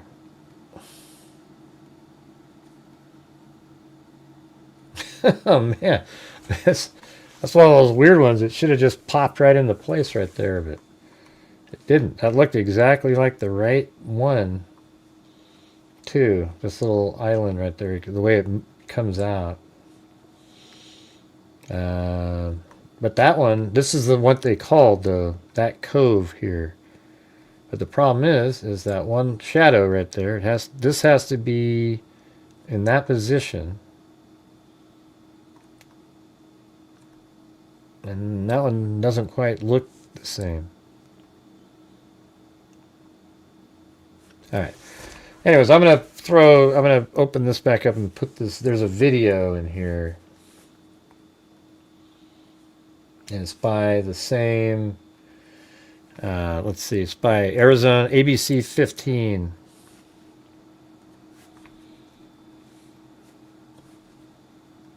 Are you guys even interested anymore? Or? I can't tell. I can't see any. There's no windows open.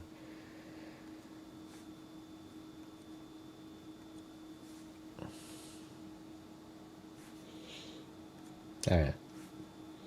I'm going to put that right there.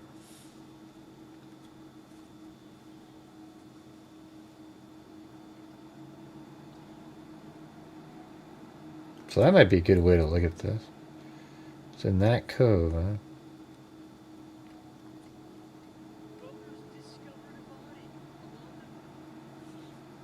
Just, yeah, let's see.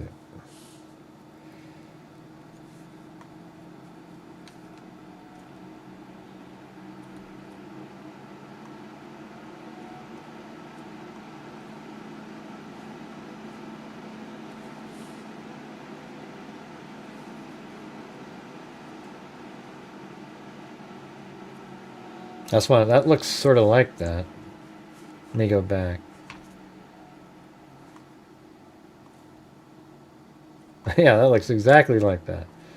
Hold on. That's it. Yeah, look at that. Everything's the same. See how it goes back, and then that, and then the bush, this stuff. All right. So now that we know that that's it. Can I get a boom shakalaka? All right. There's the little cove area here.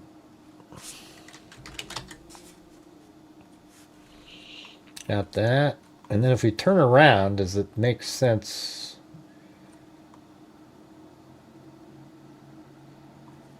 And it might, actually.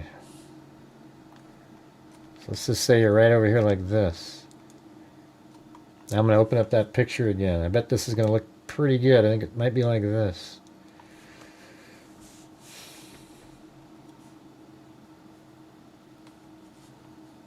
Oh, yeah. Yep, yep. Oh, shit. I mean, that was right on the money. See, look at now you open this up. How come it keeps disappearing on me? Look at that right there. I think that is right there. See that? That's the little shadow up on the hill. It's right in the same spot. You know, little angle down. This part right there is right there. So, okay, we got it. We got the spot. So interestingly, this is the original one, and it looked like it has the same little bing bing, but this is much bigger. See, but it's in the same general spot, and it wasn't really quite near this thing that they said. Okay, so it's right back in here is where the body was found.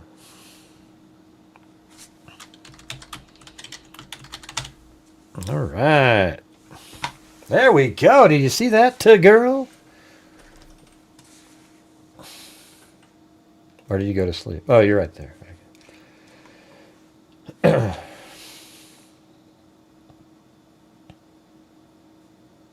All right, back to this.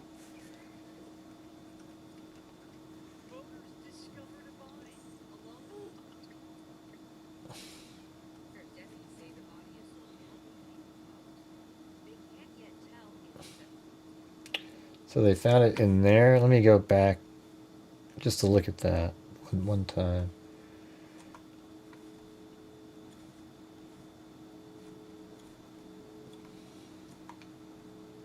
Is it back here, kind of?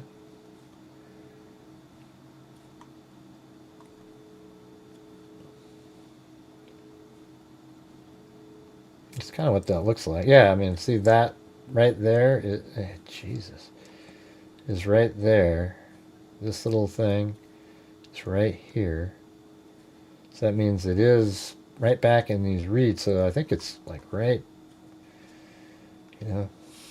I mean, we don't know exactly, but I think it is like right in there where they found the sleeping bag.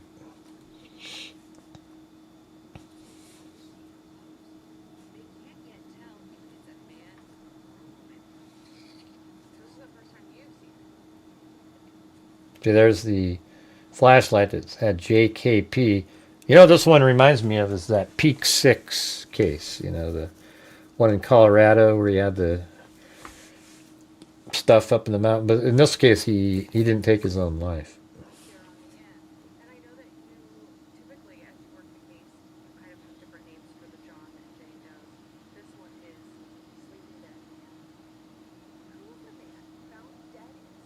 Sleeping bag man.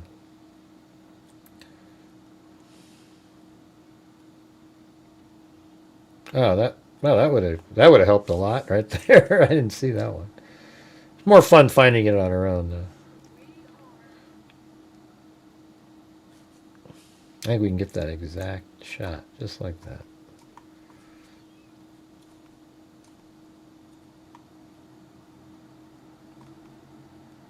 There you go.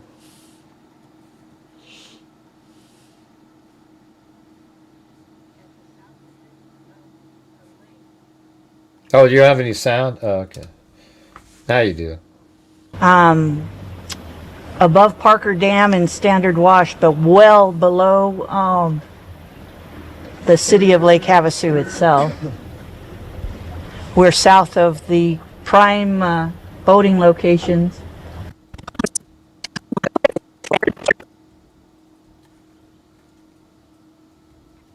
So she's pointing at something. Yeah, I like where that first part where she's pointing, that's better.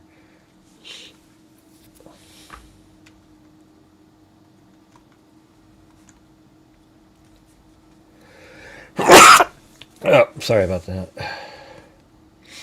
I think what she's looking at right there is right in here. And see that little part that goes back is right here. And she seems to be kind of pointing almost right here. I think that might be where the body was right there. Back engineering, you guys. Back engineering. And GPS coordinates serve as the guide, helping find the area where John Doe was discovered over 25 years ago. Lori Miller, I'm an investigator for the Special Investigations Unit of the Mojave County Sheriff's Office. Miller and her unit have helped ID dozens of Jane and John Does. She's hoping this man, found back in October 2000, could be their next. Tell me what you first thought when you went through this file. the first thing that went through my mind was that this was a solvable case because there was so much, not necessarily evidence of the crime scene, but he was a John Doe. There was so much of him that was just men and women boating on Lake Havasu around 4:30 or so in the afternoon. Here, I'll put the video link in the description. You can go watch it.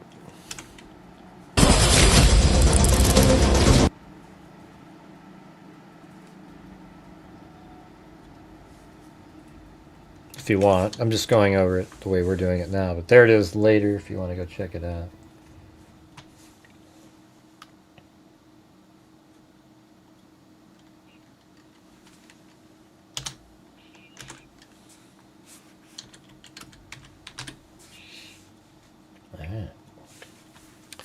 It's also in the description. Pulled into one of our coves, which is identified as Sand Isle Cove or Sandy Isle Cove, and the male got off the boat and was walking around in the shoreline, and as he was returning to his boat, he smelled an odor of something that was if it smelled odor that it was decomposing, that must have been somewhat recent then. Sandy Isle Cove, and the male got off the boat and was walking around in the shoreline, and as he was returning to his boat, he smelled an odor of something that was decaying. So he went to investigate, and at that time he described it initially as a green sleeping bag, but obviously it was something that shouldn't have been there, and he got a little closer to investigate, and he saw 2 feet sticking out of the sleeping That's crazy. bag. That man called the Mojave County Sheriff's Office. Inside the sleeping bag, deputies found a person head first in a fetal position. It was clear that Yeah, I'm just going to skip around. Hotel towel that was in the sleeping bag at the top of his head, and he a white hotel towel that was in the sleeping bag at the top of his head, and was he killed at a hotel, put in a bag, and then dumped at Lake Havasu somehow? And by the way, how would you be put right there? I mean, I guess, you know what I think is maybe they just chucked him off up here and you sort of rolled down. But I mean, how would you even get there anyways? This whole place it's not like there's a road. Pretty weird, huh? had another towel, which they described in if you're old enough, you might not remember. But in the old gas stations, they had the pull-down towel that rolled. He had one of those covering. It was like a 40-inch towel on his chest, and then they found that he had a chest wound too. So, from all appearances, obviously, it appeared to be a homicide, and that he had been discarded in the. Why'd they wrap it up? Just to keep it from bleeding, or? Lake. That day after the discovery, sunlight quickly faded. MCSO gathered evidence and worked to get the remains to the medical exam.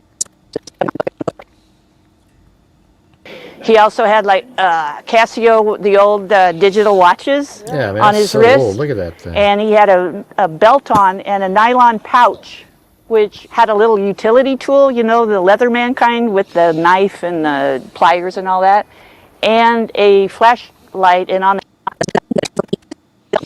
Well, how about we'll just, like this is what it is, like right now. Why don't you guys, I put the link in there. You guys watch that, and then maybe tomorrow we'll go back over this. I'll take notes, and we'll get the whole thing. And but by the way, so at the end, I just said, well, hey, why don't you, I sent him a message saying, why don't you, I'd be willing to pay for the genetic genealogy. We can do, let Identifiers International give it a shot. We'll see.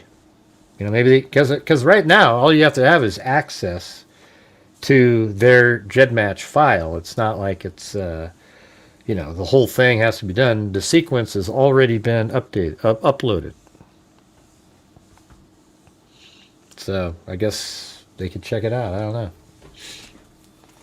So I sent a message there. Maybe I'll call Dr. Colleen Fitzpatrick tomorrow and have her follow up or something. I don't know. Maybe we'll get a... But why don't you guys watch the video? It's also in the description under sources. So why don't you check it out and then, you know, take notes on your own or whatever, and then tomorrow we can go over that for part of the show. How about that?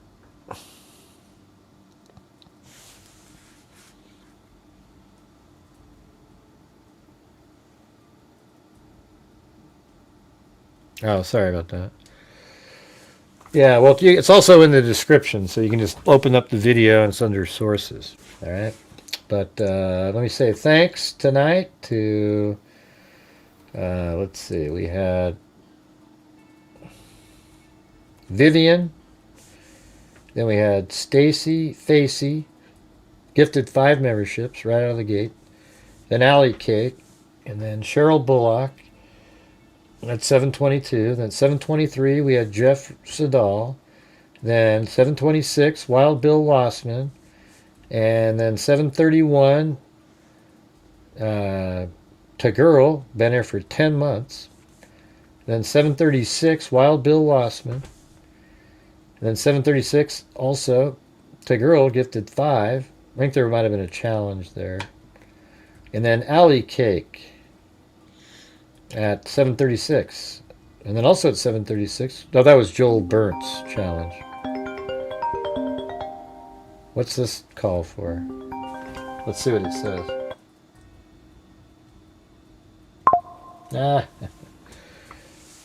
Joel Burnt 5, and then KMTX gifted 1. Then Alley Cake at 7:52. Then Jeff Sedal at 7:54 gifted a membership. Then Alley Cake at 8 o'clock. Then Jeff Sedal again at 8:03 gifted 1. And then Carol Silva gifted 1 at 8:03. Then To Girl at 8:04. Then K-Me. And then there was this huge gap at 8:32 gifted 1. Then another 13 minutes after that, that's when To Girl gifted 5. Then Lisa Belson so from 8:45 until 9:37, there were 0 super chats or anything. So about almost an hour. Then Lisa Belson gifted 10. Then I gifted 5. And then to get, Lisa, you know, she did a challenge of 5 and nobody did any of the other 5. So I just gifted 5 and then she matched the 5. Then Jim Lawn, and then Bengal Cat Chili, and then To Girl gifted 5 and Lisa Belson 5 to reach the actual minimum goal, and then Jim Lawn right there at the end. But I would have gifted 5 anyways, regardless where we got, because of those last 2. So that would have, if we get to 300, then I donate 5. Sometimes, you know, depends on what we've been doing. But also, let's see. So we do have, I got to put, I think there was only one other challenge. That was Lisa Belson's the 5. And then I matched it, so there was no other. All right, so we're going to do the wheel of names, remember? So these are the people that were involved in challenges, all right? So there you go. So somebody's going to win a notebook out of this. Here we go.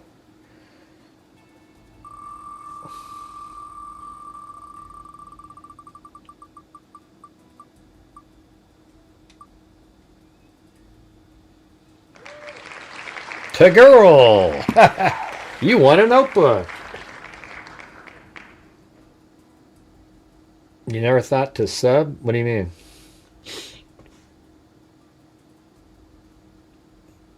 But look at that, you got it. You got your, you just want a notebook. So you got to send me your address and I'll, you know, and I don't know, next couple of weeks or something, I'll send off a notebook. I try to get multiple ones, but sometimes there isn't. So there you go. All right. Thank you. To girl. Is that how we're supposed to say that, by the way, or is it something else? T-girl? I don't know. Am I saying it right when I say to girl?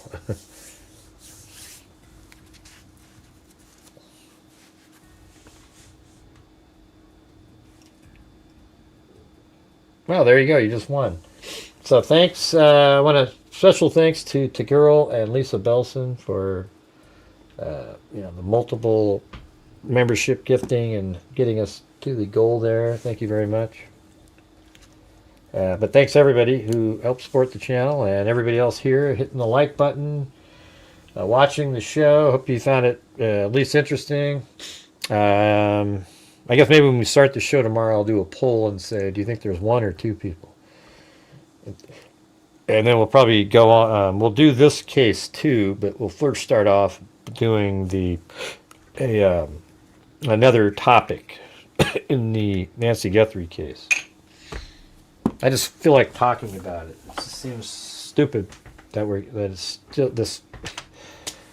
It's the craziest case I've ever seen. It's just not solved, and nobody's officially talking about anything. It's just, you know, random, you know, just discussion about it. So I don't know.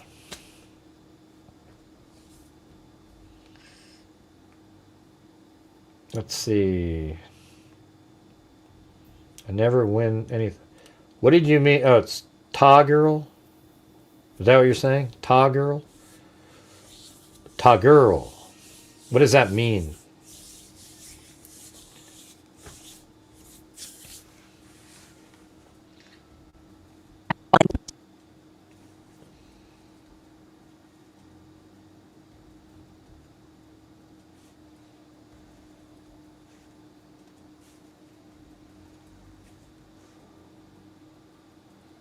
It's an old gamer thing. Oh, it is? Oh. Weird. All right, you guys. Thanks for being here. Really appreciate it. You know, hope you found the show interesting. Hey, there was no drama tonight. It's amazing. It's a freaking miracle, you guys. There was none. Unbelievable. All right. Thanks for being there. If you're out there, Sandy, Shirley, would love to see you again. All right. So we'll talk to you guys later. And as I always say, until next time, be safe out there.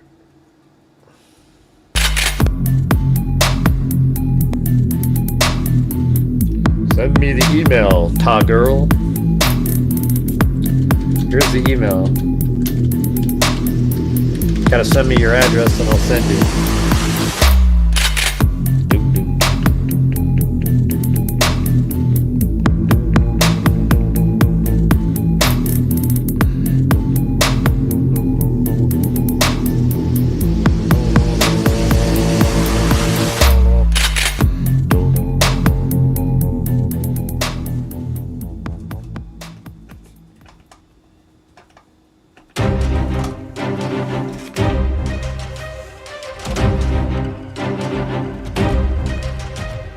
Thank you for watching Grant Hughes Investigates on YouTube, where we cover true crime using logic, reason, and common sense.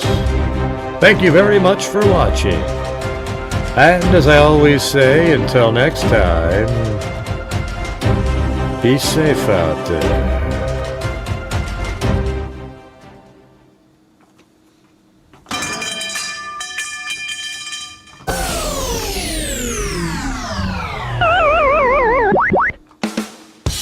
Evil can never be dead enough. And some of you, you make shit up. Be safe.